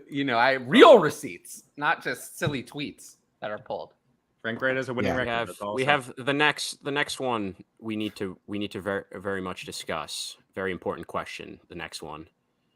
This has made me laugh when it popped up. It did also make me giggle, and then also I think Ryan was talking, and I like laughed out loud. I was like, I wasn't laughing at you, Ryan. I swear. I saw this too, but which side are we though? I'd like to know that about you guys. Is Aaron Rodgers even worth the barbecue? Salt and vinegar for sure. Yeah, I'll give him up for both. Barbecue seems in a different tier. I'll give him up for both. Oh, I'll give him up for both, but I don't think he'd get barbecue in return. Aaron Rodgers is so done. This was Aaron Rodgers' funeral. He like genuinely looked like he was throwing the game at certain points. Like genuinely looked like he didn't want to be there, and he was just like, get this. I know, it was ridiculous. Like, 3 red zone pick. It's just like holy shit. It's He's crazy terrible. to me. It's crazy. He did make some good throws. I'm gonna say it. There were some beautiful throws. The Lazard touchdown. I swear to God, he can only throw to Lazard. It was a horrible game. I swear to God. I'm not trying to cover that up. It was a horrible game. Well, I mean, which game has been good recently? None. None of them. Really. Even from like in real life, obviously not. From fantasy, he's literally between this year 15 and 17 points every he's single already week, thrown 7 interceptions. The last time he had 7 interceptions in a season was 2016. Damn. And you know what's funny? People always say Aaron Rodgers became so much better in 2020 and 2021. Did he? More efficient. No, the touchdown rate was just higher. Now we're back to 4.4, which was coincidentally right in between 2018 and 2019. Yeah. Now all of a sudden he sucks. Yep. He was better in 2018 and 2019 than people give him credit for, and not as good in 2020 and 2021 as people believe because they won a lot of games. That's just the reality. Is that his efficiency was ridiculously good. Right, but his actual play over those 4 seasons was not that different. He was good in 2018 and 2019. We just didn't like him because he wasn't good for fantasy football. Yeah. But he was good. I mean, in 2018, he was so bad that he threw 25 touchdowns and 2 interceptions. And then in 2019, he was so terrible that he threw 26 touchdowns and 4 interceptions. We just didn't like him because the touchdown rate was low. And then, you know, in 2020 and 2021, he had 48 and 37 touchdowns. He was better, but he wasn't actually that much better. I think the ayahuasca has worn off, and he needs to take another spiritual bender trip. And we've all been there. His yards per game averages were similar across all those years. This year it's down. This year it's low. The volume is low. I don't know, man. Is he done? I think it's easy to say, like, after the season, a lot of people are going to be like, oh, after that year, like, there's no way he's going to come back. But yeah, I'm not drafting him in fantasy next year. I wasn't drafting him this year. I wasn't drafting him this year either. Well, luckily, don't worry. The Packers are in good shape. The Packers are in good shape. Next year, if they want to get rid of him, they'll owe him $99.78 million. That's it? Seems like a slight. Not too bad, right? That's not so bad. But they wouldn't be on the hook for that if he retires, so they're going to force him to retire. Yeah, but he's not going to retire. He's greedy. It's going to be a great offseason battle. Could we see like a Russell Wilson-esque move kind of deal? You know what the best part is? There's more guarantees that can come up. He can actually get more guaranteed money. And if either of these options, if the 2023 option to exercise 2025 compensation is declined, so if they want to get out of the contract early, they're going to owe him $58 million to do that. Doesn't that sound great? Sounds like Aaron Rodgers is a great agent. Oh, Aaron Rodgers is a great agent. But yeah, they're screwed. I mean, they're screwed. They're stuck with him for as long as he wants to play, essentially. Pretty much. And he does look pretty defeated, so I think there could be a point made that he does retire after the season, but he won't. I mean, I lean towards no, he probably won't. When are they going to bench him for Jordan Love? When are we going to hear the Jordan Love calls? feel like you already hear it out of some Packers. You already hear it. Yeah, you already hear it. It's here. Yeah, that's just. I mean, that's just dude, dumb. you can't Yeah, go it's through just that many stupid. weeks of mediocrity and poor play and not be calling for a guy that at least was picked in the first round. Like we had Pats fans clamoring for Bailey Zappi after like 4 plays of a bad game. Like Yeah. it's happened weeks ago. Jordan Love, everyone wants him, I'm sure, in Green Bay to some extent. That was Lil Wayne. You guys see Lil Wayne is done with Aaron Rodgers. He's like, shouldn't have brought him back before the season. He went on Skip's show this morning to talk about it or something. Like, even the celebrities are out on A-Rod. Yeah. The thing about Aaron Rodgers is he is tradable. He's not really cuttable. Just hilarious. He has a lot of. He has guaranteed trade for salary. him in that salary. Nobody. Salary. Well, a lot. If you trade for him, the signing bonus doesn't come with him. If you give a pick with them, it's not as bad. Yeah, you probably his contract is worth negative. The next gen Brock Osweiler. Yeah. I feel like the Colts should be the highest favorite team to be. I can see the Commanders doing it. Like one of those two. Oh no, that would be I just so think he would bad. retire. I know. That'd be You think so? bad. Yeah. He'd have better receiving weapons for sure. There's only one team where he would go to. It's San Francisco. The Patriots. We all know it. No, it's San Francisco. That's where he's always wanted to go. Yeah, and we all know it. He wanted to be picked number 1 overall there originally. He's from there, from California. But Alex Smith, Right. Yeah, but he wants to go there. And we all know it. He's always said he wanted to go there. We know that Kyle Shanahan and John Lynch were interested in him. We know that. So little Jimmy G, A. Rodgers swap. Well, Garoppolo's a free agent, so that wouldn't be part of it. A sign and trade? No. I mean, I could see, to be honest with you, I could see Rodgers being traded and Garoppolo signing with the Packers just separately. That's why I thought it's funny. That seems actually not an unreasonable idea. Yeah. But no, I think the 49ers that's an interesting spot though, and because of the history, like you said, because there was already the other one's the him Bucs wanting to go back, and the Bucs. If Tom Brady retires, Brady has no kids, no wife now. Like no, Brady's not 5 more years. Brady's not coming back to the Bucs. Brady's not coming back to the Bucs. This is Brady's last season in Tampa Bay for sure. It's just a question of if Brady plays elsewhere or retires. That's all. Yeah. But he's not going back to the Bucs. Yeah, I don't think he will either. And before Brady could sign in San Francisco. We know they're interested in him too. Yeah. To be honest with you, Brady's been better this year than Aaron Rodgers. Brady's been better of the two. Yeah, I think you kind of have to. I think I agree. He's throwing a lot more, but he has better weapons, right, Brady? Yeah, but they weren't there for half the season too. More yards. He has 10-1 touchdowns and interception. He's not taking the same number of sacks, and then he's completing a good number of passes, has more yards per game. I mean, he's been better. Tom Brady hasn't been that bad this year. I think it's a little overstated how bad he's been. He's not getting to the end zone. No, he's not getting to the end zone, which is why he has 2.5% touchdown rate. That's by far the lowest of his career. Yeah. That's so, I don't think Tom Brady's been that bad. No, and he still showed he can do the whole game-winning thing. I know. He might win the division too. They're sitting pretty at 4. But in all seriousness, Aaron Rodgers is worth similar to guys like someone like Daniel Jones in Dynasty. That's how far the mighty have fallen. I think I'd prefer Daniel Jones. I think most people would rather have Daniel Jones. Same page. Okay. I think Frank thinks that it's time to sit Justin Herbert down for the rest of the season in 1 QB or redraft. Okay. What do you think? Overreaction or not an overreaction? Right now he's borderline top 12 without Keenan Allen and Mike Williams for sure. So are you starting Kirk Cousins over him? I think I probably would. I think I probably would. I think video. I'm in.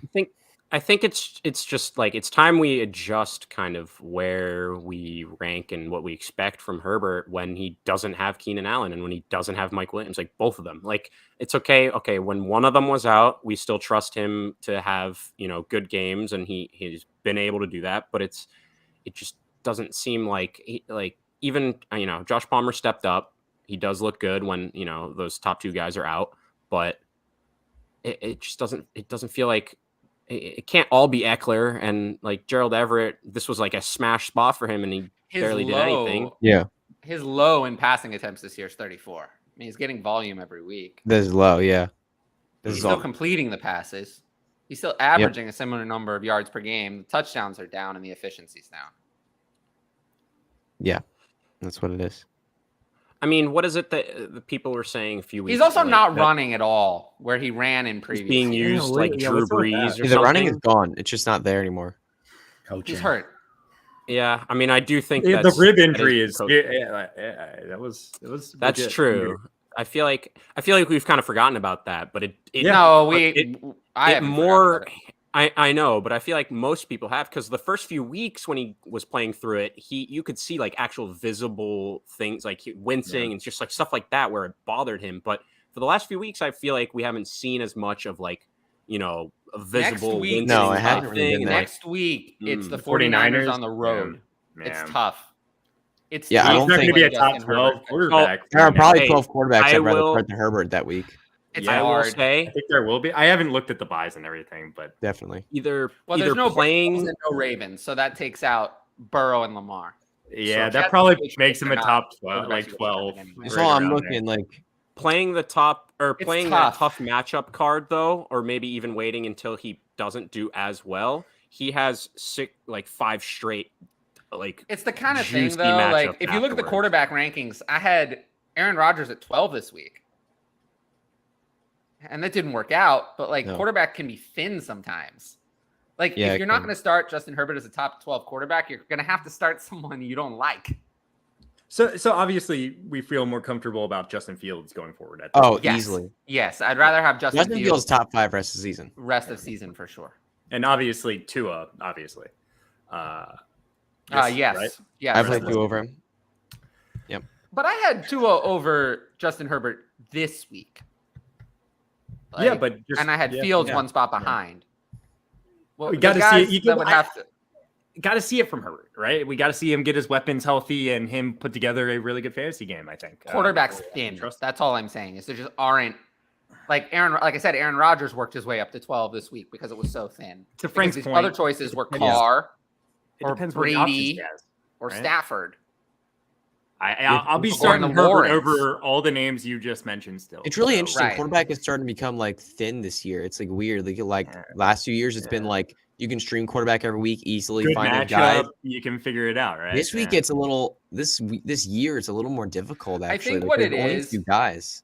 I think what it is that the matchups are mattering less this year. Yeah, The matchups are mattering less. I'm noticing random quarterbacks are not becoming quarterback 8 or 9 in my rankings this year. It's always the same ones. I'm not just putting streamers as high because I don't trust them.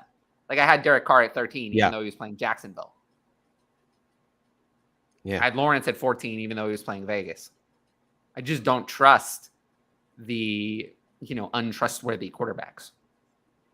But yeah, Justin Herbert, I would say this week is tough.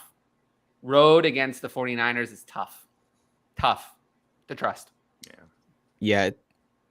I don't You know if do he's not gonna be have who to you play Justin Herbert No, you just don't have because to play he's him. named Justin Herbert. It's not Josh Allen or, Jalen Hurts, who I would say you have to play no he's matter not. what. He's not running. Yeah, it's as simple. Yeah, as he that. doesn't You don't run, have your so he doesn't weapons have the and you're floor. not running. It's scary. Geno Smith or Justin Herbert next week. Geno Smith next playing week- Tampa Bay Geno plays Buccaneers. Tampa Bay. Oh, Yeah, Tampa Bay is Like- very, very difficult. yeah. I mean, agree. We do have tore some injuries down- back there, though. Right, but despite the injuries, they've really, Tampa Bay, the only team to really do great against Tampa Bay was the Chiefs. Nobody else. Yeah, really, it's just Tampa Just Bay. the Chiefs. because the Tampa Bay offense has been Tampa so Bay good has this year, shut and they're down not everyone throwing a lot, else and they're except the shutting Chiefs. down play. They're shutting down. Yeah. So I don't know if I could do that. I don't know if I can put Geno Smith out there against, even though he's What been about good. this? Is I have Herbert. I mean, in Geno my at least in runs one though. league. The other Geno's thing had I at don't least like 4 is that's a receptions the Germany past, like, game. 4 weeks. A Germany game, those games tend to be sloppy and Those messy. games Yeah. tend to be crazy. What? No. Yeah. They tend to be sloppy and messy. So it's going to bias me against. So we agreed Justin Fields, right? Well, Justin Fields is top 5 every week. We agreed him, I think right? Kirk Cousins was like the closest one we kind of had. Kirk Cousins. I mean, the Vikings are on the road against the Bills. I think. What about? Hold on. I just want to ask this. What about Jared Goff, who's a top 15 guy in the season right now? No, he's been so inconsistent. I couldn't do it. So I have Justin Herbert in one league, and to. I'm looking at the available QBs for next week, just like specifically. And the only one I maybe even consider is Daniel Jones against the Texans. Right? That's better. I actually think that might be the better. Like, I think I'd rather play Daniel Jones the against other the guys Texans coming off a bye against the Bills. Coming off a bye for Daniel Jones. It's Kirk that's at Cousins least against the Bills is intriguing, going to be am I a right? no-go. Like, yeah, it's at least intriguing. I think the problem is like the Texans, when you look at like what they do to quarterbacks, they actually don't allow tons of points to the quarterback position. It's because they allow so much on the ground. It's just like they don't let quarterbacks throw. But Daniel Jones runs. He doesn't pass much anyway. Yeah, Daniel Jones can. Yeah, Daniel Jones can do on the ground. The reason why I would go with Daniel Jones is the Giants in their victories have done well with Daniel Jones on the ground. Yes. So yeah, Daniel Jones made a huge impact. If they're being beaten on the ground, that makes me more likely to play Daniel Jones against the Texans because we don't want him to throw. Yeah. We want Daniel Jones to run more and throw less. Exactly. But yes, I agree. Justin Herbert has lost. This week was it. It was against Atlanta. This was a good matchup. Yeah. He didn't deliver. I think it's time to reconsider him as more of a low-end quarterback one. All right. Tough. Diggs and a late 23 first or JT?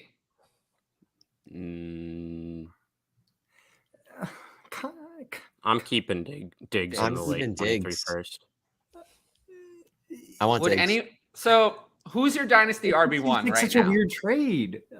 I'm like trying to think of the I think I'm ready to just go with K1. I was about to say, is it Walker finally? Is it Walker? ETN had a great game. I honestly think he's honestly up there at this point. Yeah, Walker. Like it's Walker is tough for me. So hard. Walker is a little bit tough for me because the thing is with Walker, when you look at, he just hasn't been consistent as a pass catcher so far this year. I would want to see that a little bit more. This week.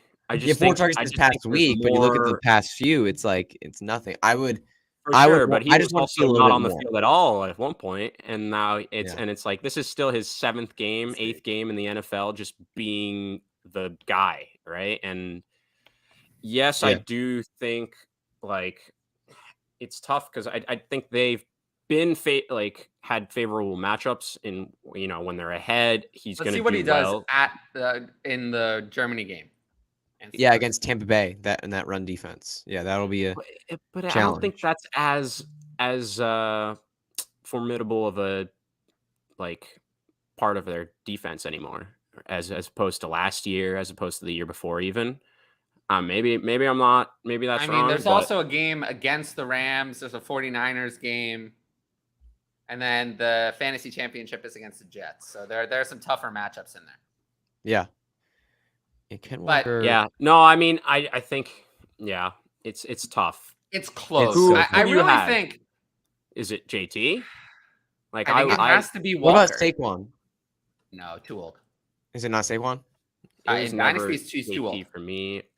But I think it's like I'm getting to the point ETN's creeping up there too. I think for me in Dynasty. Wait.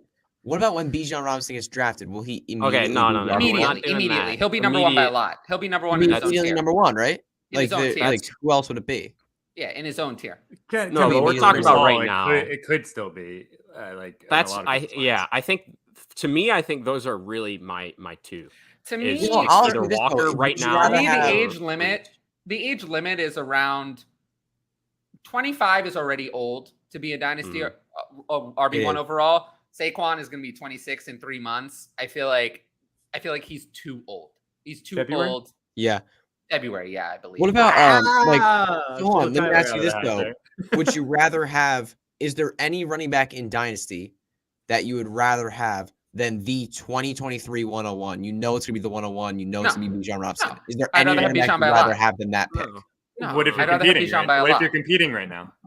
Would you rather have Kenneth Walker? Depends on how good my team is. I would. If my team is 9-0, sure. If my team's 5-4, no. Okay. Yeah. I'm with you. Yeah. To me, I think really for Dynasty RB1, Walker, Taylor, ETN are probably the three best answers. Yeah. Sucks that Breece Hall got hurt. Yeah, Breece Hall would be my number one. Yeah, Breece Hall at 4.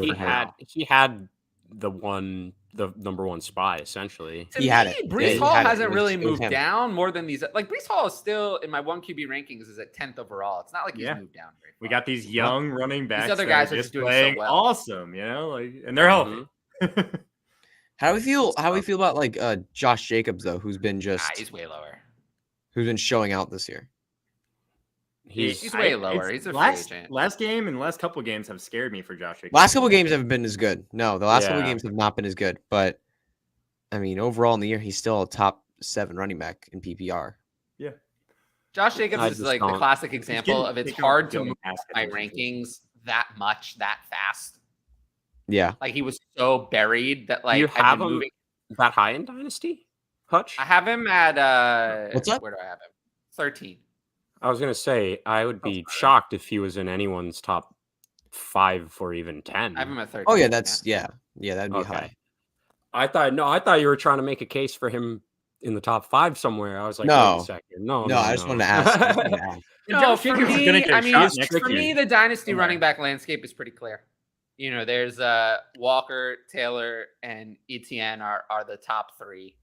And then Hall is kind of in there, injured, waiting for him to come back. Then you kind of have Barkley and McCaffrey at 5 and 6. They're older, but they're producing now. Their ages are similar-ish. McCaffrey is, I believe, 8 months older, but McCaffrey has a contract on the current team. Barkley does not. He does. Barkley, this is. I have Barkley higher, right? I have Barkley higher, but they're close. Barkley needs a contract after this year, right? He does, but they're in the same tier. There's also the opportunity that Barkley could go to a better situation because he's been producing in this bad one. Yeah, he could. Yeah. So there's not many worse situations out there. I agree. No, there's not. Because the opportunity for volume here is just so massive. Yeah, but also the passing volume could be higher in another situation with a quarterback who doesn't run. And he's not going to decide to go to a worse situation. I assume that. No, he's going to be a free agent. Right? I think he's going to want to go to a good team, right? The Giants could still use the franchise tag on Saquon Barkley. They could. Yeah. But anyway, Barkley and McCaffrey are kind of in the same tier to me. Then you got guys. And then you have kind of the rest. There's a big group that includes DeAndre Swift, Javonte Williams, and then all the older guys. Eckler, Chubb, Mixon, Dalvin Cook, Derrick Henry. Najee Harris. Najee Harris is not older. Najee Harris, funny. Najee Harris isn't older. Well, he's the same age as Josh How Jacobs. high is Dameon Pierce? So I have Dameon Pierce actually below all of those guys, but above. That's interesting. It's interesting who I chose. Of the old guys, I actually have Cook and Kamara the lowest. And Dameon Pierce is still below them. Dameon Pierce is above them, but below like Eckler, Chubb, Mixon. Yeah. Yeah, Pierce is so interesting. Pierce is so interesting because like I think it's the also Texans the kind of thing. Because there's like no draft capital in him. The Texans could easily just replace him on the dot in the draft. He's looked really good. But he's played. He's played an elite level. Like he's played at a top 5 level. I feel like we've done this story every year. Have we? Yeah. We have. We do this all the time. We do this all the time. So I think I learned my lesson. And most of the time it doesn't work out. So I'm really scared for Pierce. I think I learned my lesson. James Robinson, Philip Lindsay, Michael Carter. Well, no, I think I learned my lesson. I think I ranked Philip Lindsay and James Robinson, Elijah Mitchell too high. Yep. And I think I've gotten it right this time. But even though I think I've gotten it right this time, my rank can't be right. It literally can't be. It's either going to be higher or lower. The rank. Yeah, he's not going to finish in the middle because After the draft, There his is no value is middle. either He going either to be gets replaced or he doesn't. yeah, There's really that's no it. middle ground. There's no middle ground. He gets replaced or he doesn't. But man, he's just played like when you watch him, like watching him play, he just plays good. He runs with an anger and a physicality that is unmatched in the NFL. I think it's really there's almost no other running back that runs like he does. It's just I think the really interesting. interesting And he's proven question, his pass catching abilities. He's proven that he can catch the ball. He's proven that he can be an absolute workhorse. He just manhandled the Philadelphia Eagles, and they all knew. I think the interesting question and he manhandled them. There's like two separate. So all these running backs, there's like kind of two separate groups, and I almost feel like you could talk about them separately. You could rank the older guys, and the older guys, by the way, I have in this order: Eckler first, then Chubb, then Mixon, then Henry, Cook, and Kamara last. I have in that order. I think that's fair order. And then the younger guys, I have Swift first, then Javonte, then Najee, Jacobs, Pierce, Ramondre Stevenson in that order, and that kind of ends that group. Is there a reason you have Kamara lower than everyone else? Yes, because Kamara is going to be suspension? facing a 6-game suspension. Yeah, okay. Next year. That's what I was wondering, because like I think without the suspension, he'd be higher than a lot of those guys for me. In terms of most washed to least, if Kamara was not looking at suspension, he'd be higher than Cook for me. In terms of I agree with you, but that's what Derrick Henry for me. In terms of most washed to least, I think Dalvin Cook is the most washed.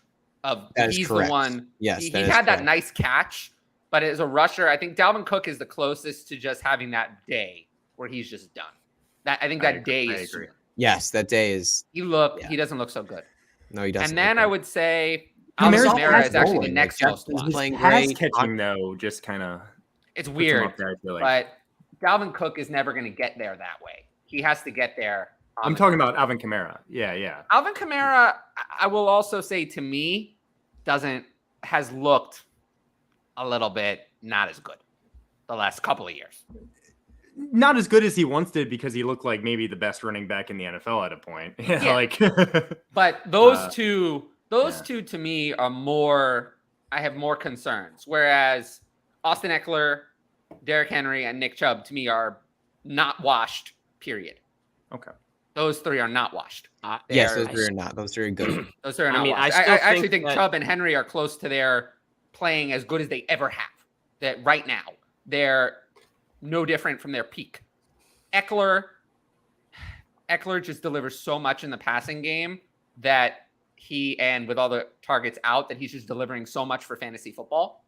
And Eckler's the one I feel like could have the longest tail to his career. So that's why I have him first. Yeah, that's fair. I guess I just think Kamara could have kind of the similar Eckler tail, we'll say. That's exactly. I just think that Eckler is much less washed than Kamara. Eckler's, to me, still looks good, whereas Kamara, not as consistent. Okay. No, that's fine. I mean, Eckler. He's killing it. He's the number one running back on the year, right? Yeah. That's the other thing is Eckler has, is averaging 7.5 catches a game this year. This is his best. The last 4 weeks, Kamara's averaging that. I know, but what about the other weeks? Well, he's been injured. Just pick the last 4. There are other. Well, the first 4 he was injured. 2 of those, and then but even if you count all the games he's played, he's averaging 5.5. I mean, Andy Dalton clearly gets the ball to Alvin Kamara, whereas Jameis is a YOLO ball, push it down the field, and not really going to check it down. And I mean, as long as Andy Dalton's also done a lot better than Kamara in the red zone as a rusher. He's been much better. Kamara, not so good. Yeah. Hey, and he hasn't been good in the red zone as a rusher since 2020. The last 2 years, it's been bad both years. And Eckler has been good both years in the red zone. So I think that's a lot of why I would prefer Eckler. I think Eckler has a lot more left in general. So I'm with you. It's more the other names that are being mentioned for me, I guess. Dalvin Cook is the scary one, though. Dalvin Cook. If that receiving touchdown gave you an opportunity to get out, I would take it. Joe Mixon, too. Yeah. Before this week, Joe Mixon was bad. Mixon was bad before this week. He was bad. He was bad. Like actively bad. Actively hurting the Bengals whenever he got the ball. Mixon was just so bad before this game. And he hadn't had many trips in the end zone either. And yeah, he just absolutely exploded. I don't know that. I mean, it's interesting with Mixon. It's interesting. I mean, put it this way: Mixon had a game where he averaged almost 7 yards a carry and had 153 yards, and is still only averaging 3.9 yards a carry for the season. Yes, how bad must he have been the rest of the year? Yeah, that's where we're at. All right, where were we? AB for JT and Chris Godwin redraft.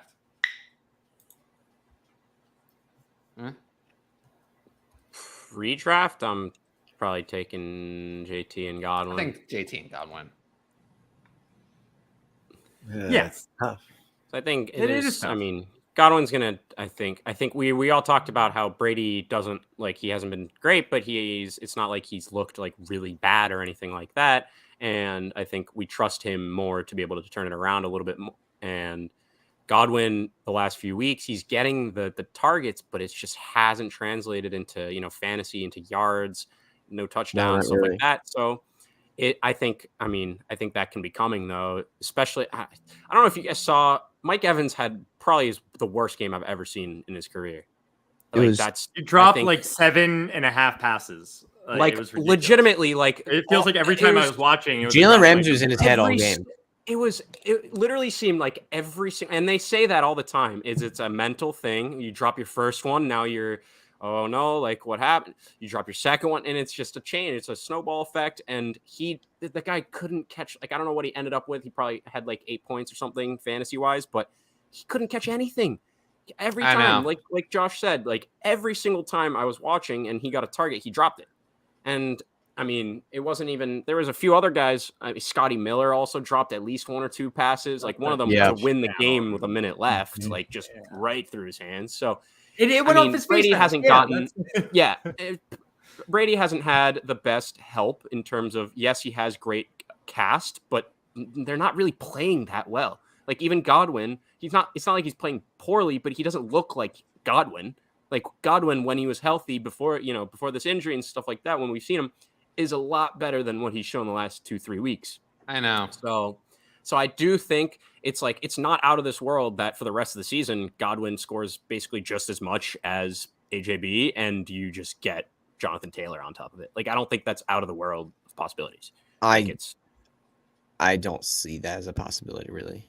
AJ Brown is on a great team, but you just saw it's they're going to steamroll some teams. They're absolutely going to steamroll some teams. And they also now have had 2 straight games with Devontae Smith not doing poorly. I think they'll focus on him. It's the 2/3 rule, right? It's 2 of those 3 will have a good game almost every single week. Dallas Goedert. Exactly. It's Dallas Goedert, it's AJ Brown, it's Devontae Smith. It's almost never going to be a 3 for 3, just all studs. 2 of the 3 will give you good to great fantasy games. 1 of them will probably be a dud. It's been Devontae Smith the last 2 weeks, I think. And I think they come out, and this week it's not going to be him as the dud. And I do think there's spots where they just don't need AJ Brown. Yes, he was a great trade, a great addition to the team. I freaking love AJ Brown. He's awesome to watch and just incredible. But I just don't think they're in a spot where they even really need him to be the Steelers game AJ Brown, where he's getting 150 yards. Yeah, they just they don't have to play any good teams. They don't have to play any good teams. I mean, their schedule is easier. They have a competent running. Miles Sanders has looked solid. He's looked competent. He's very good. Yeah, Miles Sanders looks very good. They're going to be able to rush the ball, and they have it's not just AJ Brown and a bunch of bums. Right, it's Dallas Goedert's also there. He's very good. Devontae Smith is a Heisman winner. He's very good. No one's arguing that. So I just think yes, I obviously would never bet my money that AJ Brown's going to be lower than Godwin for the next 6 weeks or 7 weeks or whatever. But it's just one of those things. It's he's got Tom Brady. He's throwing the ball a gajillion times a week. He hasn't looked that great, but he's getting that volume. If that continues, it's bound to turn around to some extent. And so, yeah. If it wasn't AJ Brown and it was Justin Jefferson or Cooper Kupp, I would feel a lot better about that trade. Yeah, like getting someone of that caliber. Yeah, Absolutely. because I don't think AJ Brown's quite there. That's what I'm saying. He's like right on the outside. Yeah. Exactly. He is. He's close. He's close. He's right on the outside of that little friend group. Yeah, he's close. He's right there. It's one of those to do things. it just for AJ Brown, I'd be like, I don't. If I have AJ Brown and I like really I'd rather have need a running back. back, I think exactly.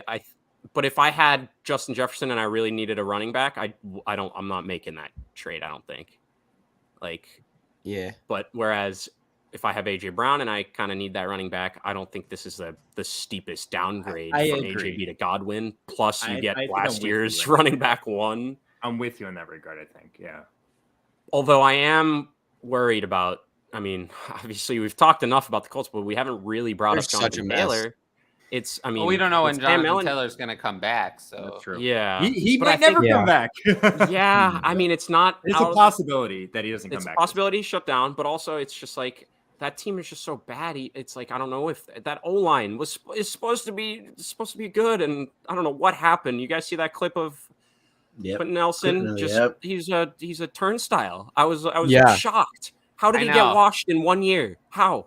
What? That is very bizarre. He was an absolute monster. That it's actually one of the most bizarre things of the year, maybe. I agree. Yeah, I absolutely agree.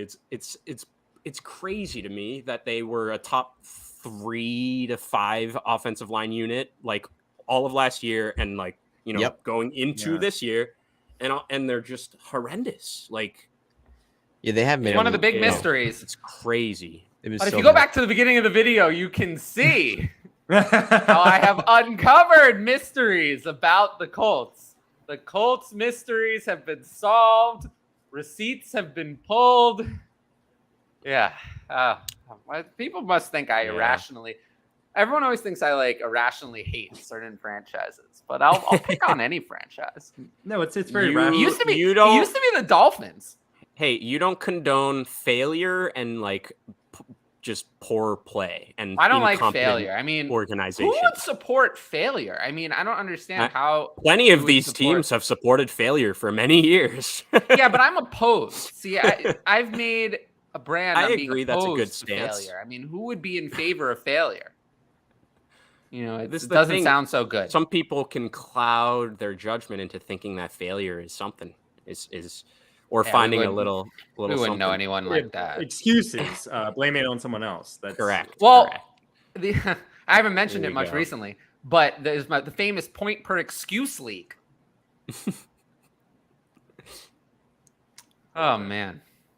Taysom or Likely? Likely here. Likely. We saw Likely last week. When Mark Andrews is out, Isaiah Likely slots in that Mark Andrews role, and he is just the guy. He's an athletic young tight end. He's going to slot into that Mark Andrews role. He might be the best pass catcher on the Ravens tonight. Literally. He's definitely the best pass catcher on the Ravens. I think you can make an argument. Devin Duvernay, maybe. But I would argue Isaiah Likely is better. Devin Duvernay sucks. I know. He does not suck. He's funny. Oh, really? Okay. He's okay. He's get the ball. You think Deshaun Jackson's going to be active? He's okay. Probably. Devin Duvernay. He's been so good in his NFL career. He's really been excellent. I know everyone's going to start Isaiah Likely tonight, and Josh Oliver is going to get 80 yards and 2 touchdowns. Oh my God. I think Josh Oliver could be an okay DFS play. He's going to be on the Devin Duvernay has played 40 career games, and he's true. averaged 1.9 catches and 19.7 yards in those 40 career games. He's been really but he's a good returner too. Yeah, that's he's an all-pro returner. All-pro returner last year. Might be another all-pro year this year. Devin Duvernay sucks. But he's averaging 2.84 fantasy points per target. He can't be that bad. Please say he sucks as a receiver, because he doesn't suck. He definitely doesn't suck. Get the ball in his hands, and he makes something happen. He can. I like that. I like that take, because he's not just returning kicks or punts or whatever, and being electric in open space if he's just bad. I get he can be a electric player, but not be a good overall wide receiver. Yeah, I mean, he is. I think I don't think the team expected him to be their wide receiver one into the year like this. Right now he is, by the way. I know, and it's like I think they wanted him to be their kick returner and their fourth wide receiver guy that they get the ball in their hands at maybe times. fourth. What to say about Tylan Wallace? How bad must Tylan Wallace really have been? Yeah, he's bad. He's bad. I mean, even the other guys that they've like they have a ton of guys like Prochet. The Ravens don't have a good history of drafting wide receivers. The Ravens have a whiff on wide receivers. The Ravens are historically not good at drafting wide receivers. I mean, they also take the wrong tight end first. Torrey Smith, I think, is the best draft wide receiver they've ever drafted. No, Hollywood Brown is the best wide receiver they've ever He has more to do, right? If Hollywood Brown's career ended right now, I think Torrey Smith has the edge. Torrey Smith was so... I know. That's my point. I mean, that's my point. Torrey Smith is so nothing. I know. He was really good at getting pass interference calls. I think Hollywood Brown has already had a better season than Torrey Smith has ever had. So, yeah, Torrey Smith had not Lamar Jackson throwing the ball, which I know a lot of people would say is it's nothing, but it's a lot better than Joe Flacco, believe me. All right. Burks for Claypool, 23 third and 23 fourth. Oh, this is a smash except for Burks. Yes, it is. Oh yeah. I'd rather have Burks easily. I'm not. Yes, definitely. Like Claypool and a third and fourth are basically nothing. Claypool got more involved than I expected, but I think this is. He actually did. It was so funny though. All the people that got traded were more involved than I expected. T.J. Hawkinson, Nyheim Hines, Jeff Wilson. Kadarius Toney barely played. Jeff Wilson, not Nyheim Hines. Jeff either. Wilson, he got the first catch of the game. Nyheim Wilson played target a lot. Kadarius Toney played like 15% of snaps or something. Seriously, I think and they all were in the first. They literally, you could see the first play. You could see it. They put Kadarius Toney in. It was a screen to him. It was obviously called just to make him happy, and then he never came. He basically never came back in the game. He was in the game for like 4 more plays, and then completely off. He had like another 10-yard catch that got called back, I think, due to penalty too. And I was like, he was in for the scripted plays, but he doesn't know the whole playbook, so that's why he didn't play very much. But he was in at the beginning when the plays are scripted. But hey, I mean, you love seeing the classic, and in one snap, he has more receiving yards with the Chiefs than he did with the Giants this year. With 2. yes. Brutal. Yeah. But guys, I mean, I think Burks is the call, but I agree. I got to get out of here, guys. I love you so much. Love you all. Hey, follow me on Twitter at Josh Fuster. I love you guys. Peace. Well, I too also have to follow Josh out the door, but I know you guys will continue killing it. Have fun. We will. See you guys next week. Whoa. There we go. All right. Oh, it just got quiet in here. Yes. You locking it in? Yes. Gotta lock it in. We talked about this earlier. I know we did. I might have not been here for that. Oh, I feel like it gets. Do you guys feel like it gets crowded with 5 people on the show? A little bit, yeah. Yeah, it's fine. I like having everyone on here. We get to yell at each other. I do too. I feel like it can get crowded on the days where I'm like really awake, because I'll like suck up so much of the oxygen, but like that's not most days. Most days I have like a good. Today felt like one of those days where I have like a good 45 minutes to an hour in me, and then the rest is mostly just me kind of running out the string. I actually wish, to be honest, I wish I had more people coming on later in the show when I'm gassed. Because at the beginning of the show, I don't usually need the help. Because that's when all the rants are. Yeah, all the rants. Sometimes it's just me talking and 4 people watching, and I feel kind of bad. I might have to think about that. I might have to try to bring some people on like starting at 4. Can I drop Higbee or Singletary for guys like Dulcich and Deshaun Watson? It's got to be redraft. For Higbee, yes. I mean, you can definitely drop Higbee for Dulcich straight up. I'd rather have Dulcich. Absolutely, yeah. Yeah, definitely. Well, I don't want to roster Deshaun Watson. I don't think he's going to be start worthy at all this season. I genuinely don't think he's going to be that. I genuinely don't think that this year Deshaun Watson will play much better than Jacoby Brissett will this season. I find that hard to believe. Jacoby Brissett's been so bad. I mean, I don't. He hasn't been good. I don't think Deshaun Watson will be that much better. I think at best Deshaun Watson will play like an average NFL quarterback this year. As much as I don't like it, I'm going to start Deshaun Watson week 1 that he plays against the Texans. There's no chance I'm starting him against Houston. Absolutely. I'm absolutely going to. No freaking chance. Against the Texans. You have to. Yeah, Texans bad. I understand. There's no way I can do it. I feel like this is good. That's going to be a week where I have him ranked at like quarterback 9 and you have him ranked at like quarterback 20 something. Yeah, I don't even do weekly rankings. That's the reality. That's probably where he'd be. Yeah, he's going to be a top 12 quarterback for me though. I get it. I totally get it. Revenge game. Unless something happens to Amari Cooper between now and then, but assuming that's not the case. Yeah, I get it, but I just don't think he's. I just can't see him stepping on the field and immediately playing like he was. In Dynasty, I think I let my emotions get into it a little bit more because like it's easier. You're more likely to be right that way. In Dynasty, because the players have to like, last in the league and stuff like that. But on a week-to-week basis, it's just one game ahead of you. Like it's not going to change my ranking of Deshaun Watson that I don't like him.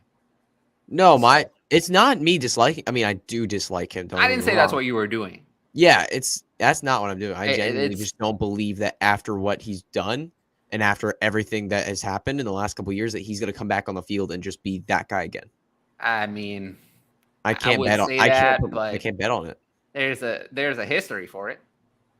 Yeah, Michael there's definitely been players that have done it. There have definitely been players that have done it, but there have also been examples of players completely losing it and just disappearing off the face of the planet. I don't think I'm going to have a choice based on how the quarterback landscape has been. Yeah, there's not going to be a lot of time. There's not going to be a ton of good streamer options because by that time, I mean, Justin Fields is going to be off all waivers. Like Geno Smith is owned. Like there's not going to be. Justin Fields is not on any waivers. He better not be. I mean, I was talking. He was a QB1 for most people in their rankings this week, so he wasn't on waivers. Yeah, he was. My physics teacher asked me every day after school about fantasy football. He's like on my podcast and all that stuff, and he said, "So for waivers, I'm looking to drop Aaron Rodgers." I'm like, "Yes, that's a great choice."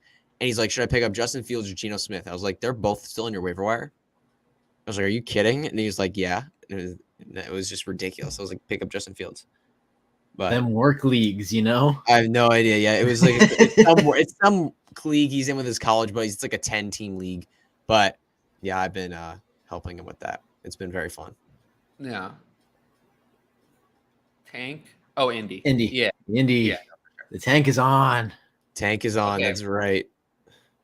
Would you rather drop Gus Edwards or Alexander Madison for a tight end streamer next week? Have Mark Andrews thinking Gus because he's on bye next week? For the drop.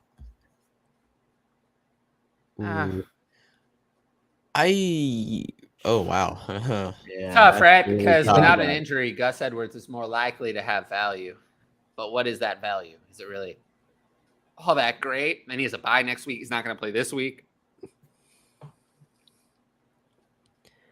Yeah, I think I would drop Madison. I think I would drop Madison.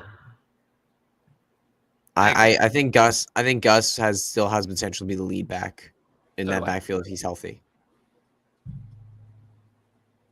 It's tough.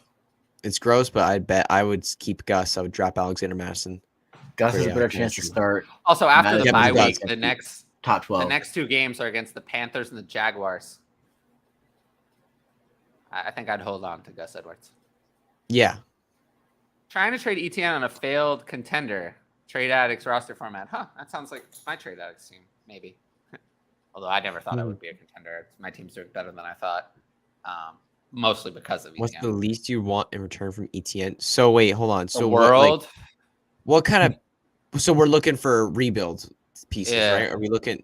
Because it seems like it's a failed contender. They're trading away a young player. Well, Travis Etienne would definitely be a player I'd be looking to move, but in terms of what I would want, what kind of value? I mean, a lot. Yeah, a lot. You're looking at a lot of value. I mean, the 23-101 is he worth that? Yeah, but who are you trading with where that's going to be the case. What kind of contender who's acquiring ETN has the 23-101? Yeah, I don't know. Yeah, I don't know. I think more likely is you're looking at he says on a failed contender team. Like right, team but the team you're trading ETN to probably doesn't have the 101 on hand if they want ETN.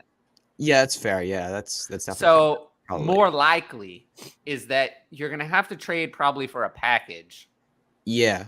Would you look at like, because I mean, if you're trading to contenders, they have a 23 first.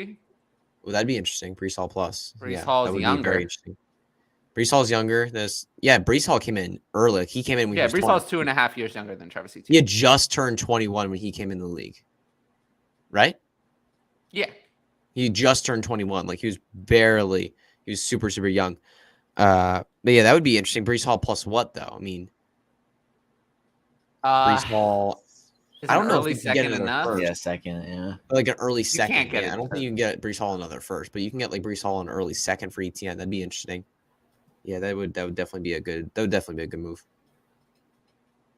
And it's a super flex, right? Yeah, we're looking at super flex. Yeah, you always try to trade. I would say try to trade for a quarterback. That's gonna be tough. I mean, yeah. Trading a running back for a quarterback isn't going to get you anywhere.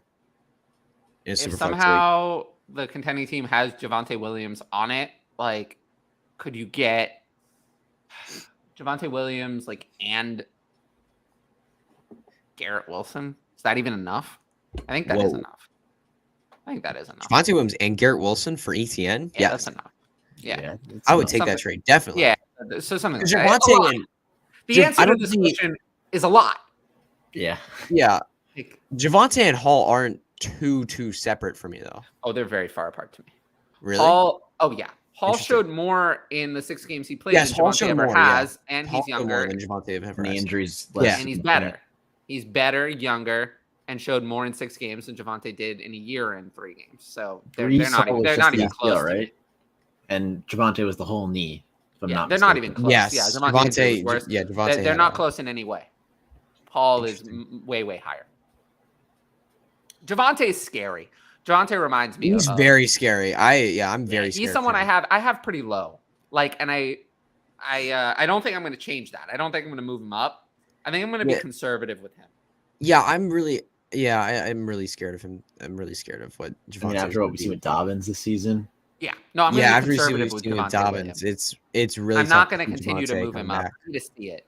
I'm not going to take the risk. Yeah. I don't think he will. I think if they lose a couple more games. Oh my gosh, if Cliff Kingsbury makes it through the season, oh man, he better not.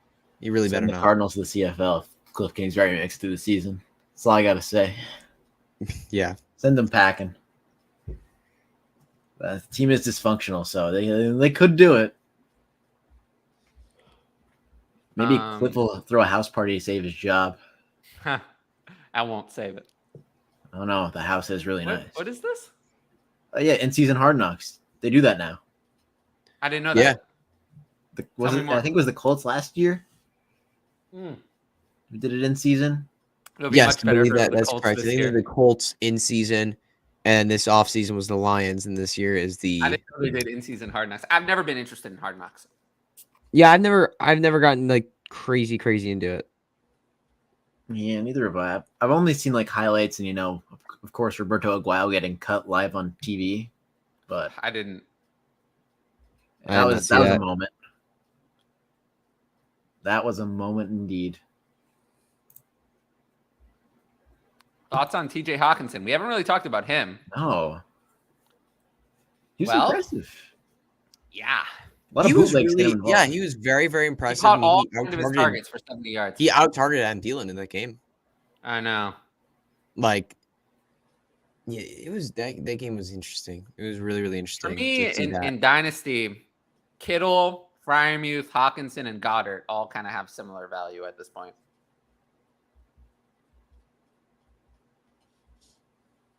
I can get behind that. I think it's fair. But if Hawkinson continues to play well, he'll keep moving up. Yeah, because the thing is, the Vikings have been the Vikings have the capability of making a number 2 receiver relevant, It's just they haven't had a consistent player step up. And sometimes it's Adam Thielen, sometimes it's Adam Thielen, like, but I think Adam Thielen is starting. Yeah, sometimes it's Adam Thielen, sometimes KJ Osborne got a couple catches. Like, it was just all over the place. But if they really find that guy in TJ Hawkinson, I mean, he could have more value on the Vikings this year than he did on the Lions at all this year. I agree.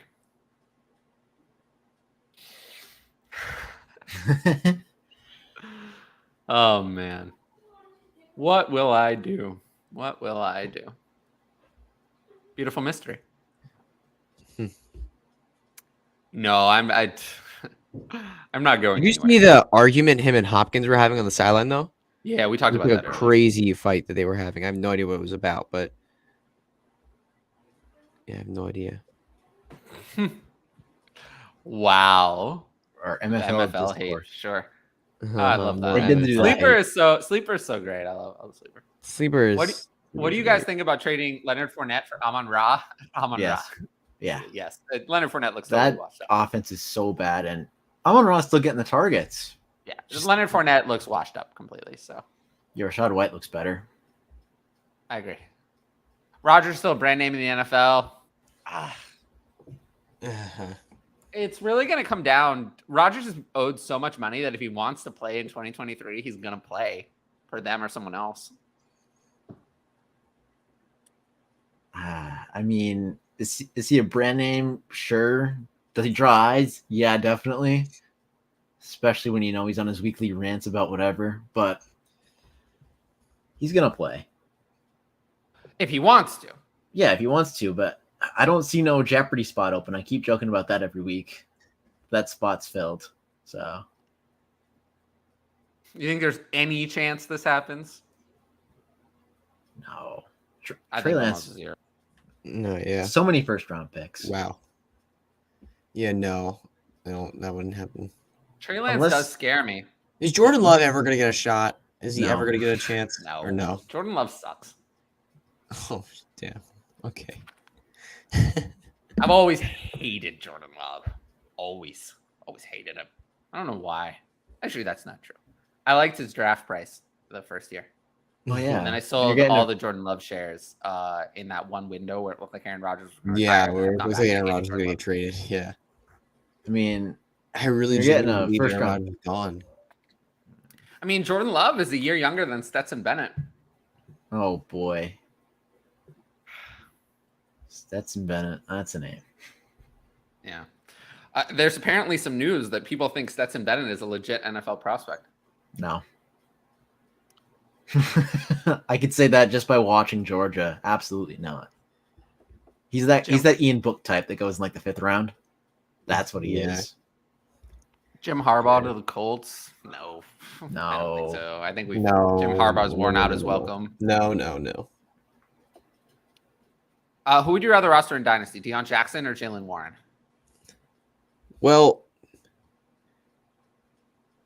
that's interesting. I mean, the thing is, Najee Harris is a player that, like, I know all running backs can get hurt at some point, but he's just like, Najee Harris is so freaking built that I just like, and he's taken so many brutal hits in the first 2 years of his career, and he hasn't really dealt with too many injuries yet.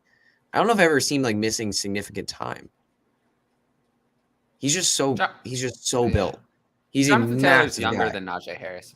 Yeah. What? Jonathan Taylor's younger than Najee Harris. It's true, yeah. And I mean, I don't know.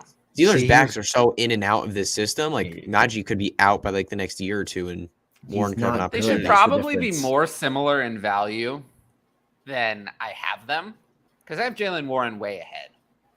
Well, yeah, that's because he has a better chance of winning the starting job. Jonathan Taylor, injury issues, the O-line stinks, the team stinks. Najee Harris, that one play against the Eagles 2 weeks ago when he caught that in the flat and couldn't get the first down when it was just open space in front of him, told me all I needed to know, or that I already knew.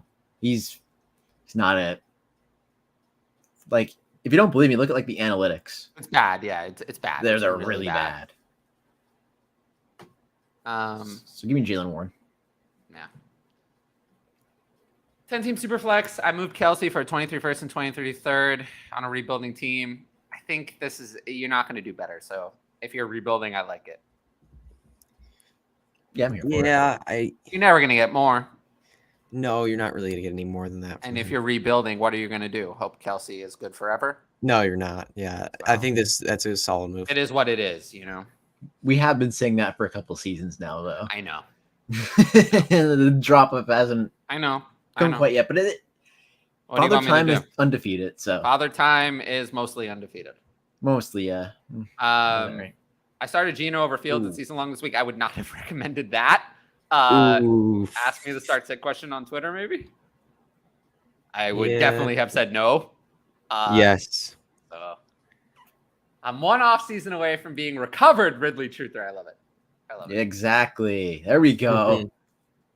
Is there a world where Seattle still likes Penny and signs him to another 1-year deal and lets him share the load with Walker because Pete Carroll still loves Penny? I mean, there's a world where Seattle re-signs Penny as the backup, but Penny is injured again. I mean, you can't trust him. So I would say, yes, there's a world that they re-sign Penny as their backup, but I think it's more likely that Penny is just finished.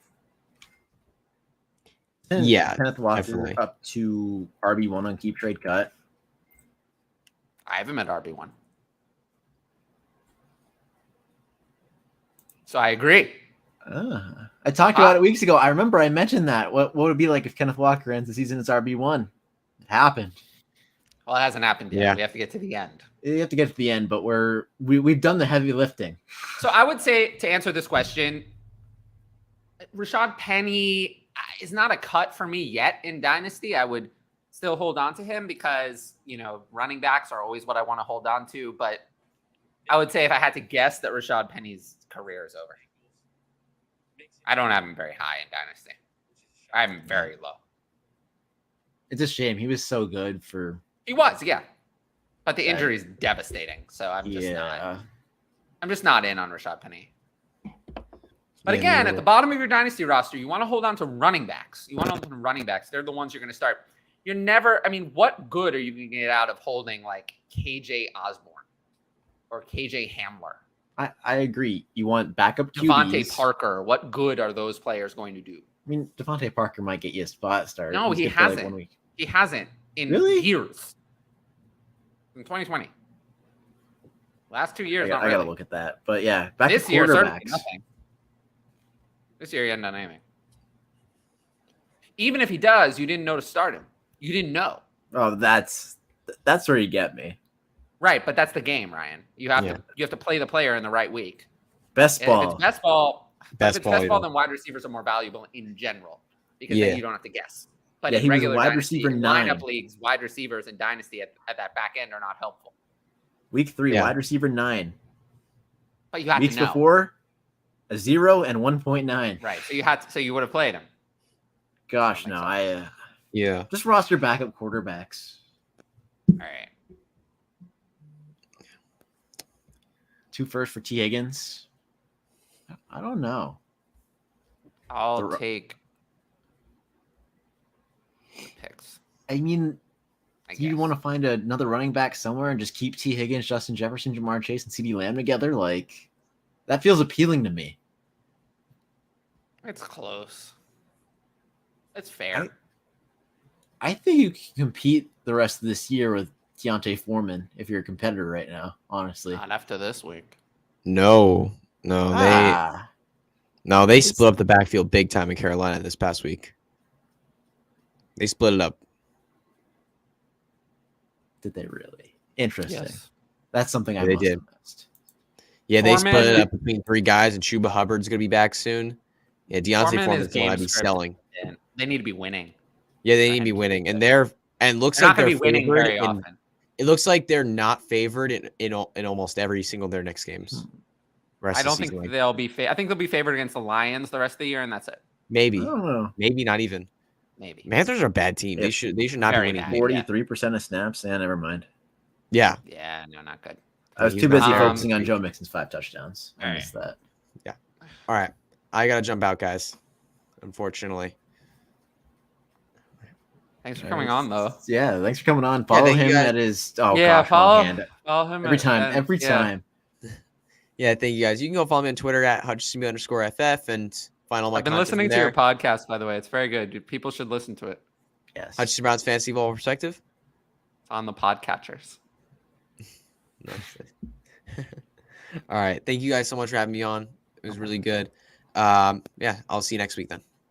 Peace. See you. Peace. Do you want to run through the chat right here real quick, or? Yeah. All right. Where are we at? Higgins for Devonta and a mid first. I don't like that as much. I'd rather take the 2 firsts. Me too. Would you trade T-Law and Tony for Cup? No. I'd rather have Lawrence. Elijah Mitchell's body hates the ranking potential. Huh, yeah, always injured. What would you consider replaced for someone like Pierce? We've seen it so many times. What's replaced, though, I think is what he's asking versus complement. Oh, I mean, what we've seen with, I'd say top 2 draft capital. Let's say that I'm going to use my best judgment. But for someone like Pierce, 3rd round or later is not replaced. Round 1 or 2. It would have to be round 1 or 2. I agree with you. But we've seen it so many times. We saw Elijah Mitchell, Christian McCaffrey with the big draft capital, Travis Etienne, James Robinson after that crazy undrafted season.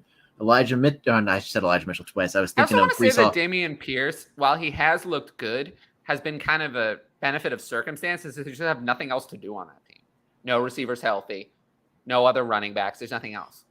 They tried to bring in Marlon Mack and he failed. So, it is what it is. The Texans need to add a running back either way. Yes, they do. It's all true. Do you guys agree with the premise of operating in 2 to 3 year windows in Dynasty?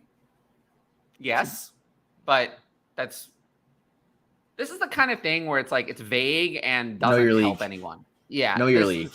Whatever my answer is to this, it's not going to help you. It's not going to help you win.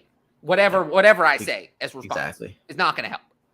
What's going to help is that you evaluate each player and situation differently. I mean, I would say you evaluate quarterback over a longer window than wide receiver, over a longer window than running back. Tight end is weird because there's so few. But quarterback, you probably can look 3 or 4 years in advance. Wide receiver, maybe 2 or 3. Running back, I don't think you can look more than 2. I don't think you can count on any running back to give you 2024. Any running back, just assume 2024 exists. I think there's a few that you can pretty much guarantee production for the rest of this year and next year. But I don't think almost any running back you're counting 2024. Whereas wide receiver and quarterback, you can do that all the time. I mean, for better or for worse, Russell Wilson is going to be playing there until 2026. Yeah. Eckler should have held out this offseason. I actually thought that might have been a good thing for him. Because he's on the last year of his deal. He could have used the new contract. Yeah. This is actually a good point. He just doesn't seem, to be honest, it just doesn't seem like it's in his personality. Mahomes and Foreman for Fields, Dalvin Cook, and a first. Now that's more reasonable than it was in the past, but I still think it's light for Mahomes. Yeah. And Superflex. It's light. Fields. Mahomes definitely improved his stock a ton. Mahomes look good though. Oh, I'm not saying you should hold Mahomes. I'm just saying Fields improved it a lot. Like you said, it got a lot closer. Totally forgot we even have this. I haven't been using it because we've had too many people to use the brand stuff. 12-team Superflex. We'll go to the end of the chat and then I'll wrap up the show. 12-team Superflex, no 10 and premium full rebuild. Trade the current 204 and a late 23 third for Greg Dulcich. In a no tight end premium Superflex, I'll pass on that and keep it. Yeah, that's what I'm thinking as well. I like Dulcich, but that's a little too much to pay. I don't know what this is in reference to. That's from when we were talking about what trade package were we talking about? Not Breece Hall. It was ETN. Yeah. Dubs or Josh Palmer in Dynasty? I'll take Josh Palmer. Dubs is going to miss the next 4 to 6 weeks with a high ankle sprain. Mm-hmm. You the guy's going to give me points. Yeah. I'd much rather have Josh. Well, I'd rather have Josh Palmer long term anyway. I think Josh Palmer is tied to Justin Herbert. We don't know what Dubs is tied to. Even if it is Aaron Rodgers, that's not necessarily good. Yeah, I agree. I like Josh Palmer. He's looked good. he looked good this week. Didn't he have 8 receptions? Was it for 90 or something along those lines? I think he got over 100. He got over 100? Was it 8 for 100? He was good either way. It was something like that. I think it was 8 for 106. Okay, I was right about the 8. Yeah, 8 for 106. Good. 10 targets. Yeah, wide receiver 11 currently. Yeah. So I'm fine with him. Josh Palmer for me is someone kind of like Rondale Moore in a way, except not as good. Where like the path really is not there with the other weapons healthy. But I do think he's a good player who's young, who has potential. Except I think Rondale Moore is has more upside than Josh Palmer. Yeah, but is Keenan Allen ever going to be the same? Who knows? We'll see. I don't think so, but they'll bring in someone else then. Imagine T. Higgins or Michael Pittman with Rodgers rather than Love. Oh, my God. Well, maybe I would rather have T. Higgins in his current situation. Michael Pittman, though, no matter how bad Aaron Rodgers has been, Michael Pittman would be a lot better in Green Bay than he's been in Indianapolis this year. That front office deserves no slack at all. Indianapolis? Or Green Bay? Green Bay, both. Green Bay, Brian. They deserve harsh criticism. I will say that Brian Gutekunst has at least been better at everything except acquiring wide receivers. Yeah. But still. Trade DK and Higbee for D-Hop. I mean, this has to be redraft. In Dynasty, I obviously take DK. In redraft, I'm taking D-Hop. I'm going to go with Nuke. Higbee's Yeah. worthless. Higbee's borderline droppable in redrafts. Basically one for one in. Yeah, I mean, Higbee's probably like 10 or 11 rest of season, so okay, but not worth anything. DK, I would much rather have Nuke. So even with Brown coming back. With Brown back, I think it was closer. Right now, it's Nuke by a lot. No. We don't want Jim Harbaugh. Are you worried about Josh's elbow, Josh Allen? No, I mean, I can't imagine Josh Allen doesn't play. And if Josh Allen plays, I'm playing it. I'm not going to get cute. Exactly, you can't. It's Josh Allen. And they're playing the Vikings. I'm not exactly afraid of the Vikings. It's at home, too. He did that. He sprained UCL, right? He did that and then threw it 70 yards to Gabe Davis on his jersey numbers. Yeah, I'm not concerned at all. Not concerned. With exactly why running backs are more valuable at the back end. If it's a best ball league, wide receivers are more valuable in general because you don't have to know when to start them. But the problem is it's easy to know when to start a running back. It is not easy to know when to start a low-end wide receiver. So that's why if it's a best ball, I like having more wide receivers. If it's a regular start lineup league, which is what we usually talk about on here because I don't do a lot of best ball and most people I think are still in lineup leagues, which I prefer, we want running because you know when to start them, exactly as the recovering league said. But yeah. There was a lot of stuff I think we didn't really talk about this week, but that's okay. We focused on the stuff in the live chat. There was a lot of stuff about Frank Reich that we talked about. I thought it was a good show. So, we'll wrap it up here. I appreciate everyone for watching. It's good. We'll keep it around 2.5 hours. Yeah. I appreciate everyone for watching. Again, if you're here or watching it after, make sure to like, leave a comment, and subscribe to the channel and hit that notifications bell. And yeah, the Patreon, it's in the link at the bottom of the show. And yeah, so it's all of our Twitters. They're also right here, me and Ryan. And yeah, I just appreciate the audience. And I'll be live on AskDLF at 9 p.m. Eastern tomorrow. So if anyone wants to check that out, and then we'll be back here again 2 p.m. Eastern next week to recap week 10. Yep. Yeah, anything else? I got nothing else to say. Cool. Well, in that case, I will see you all later. Peace. Peace.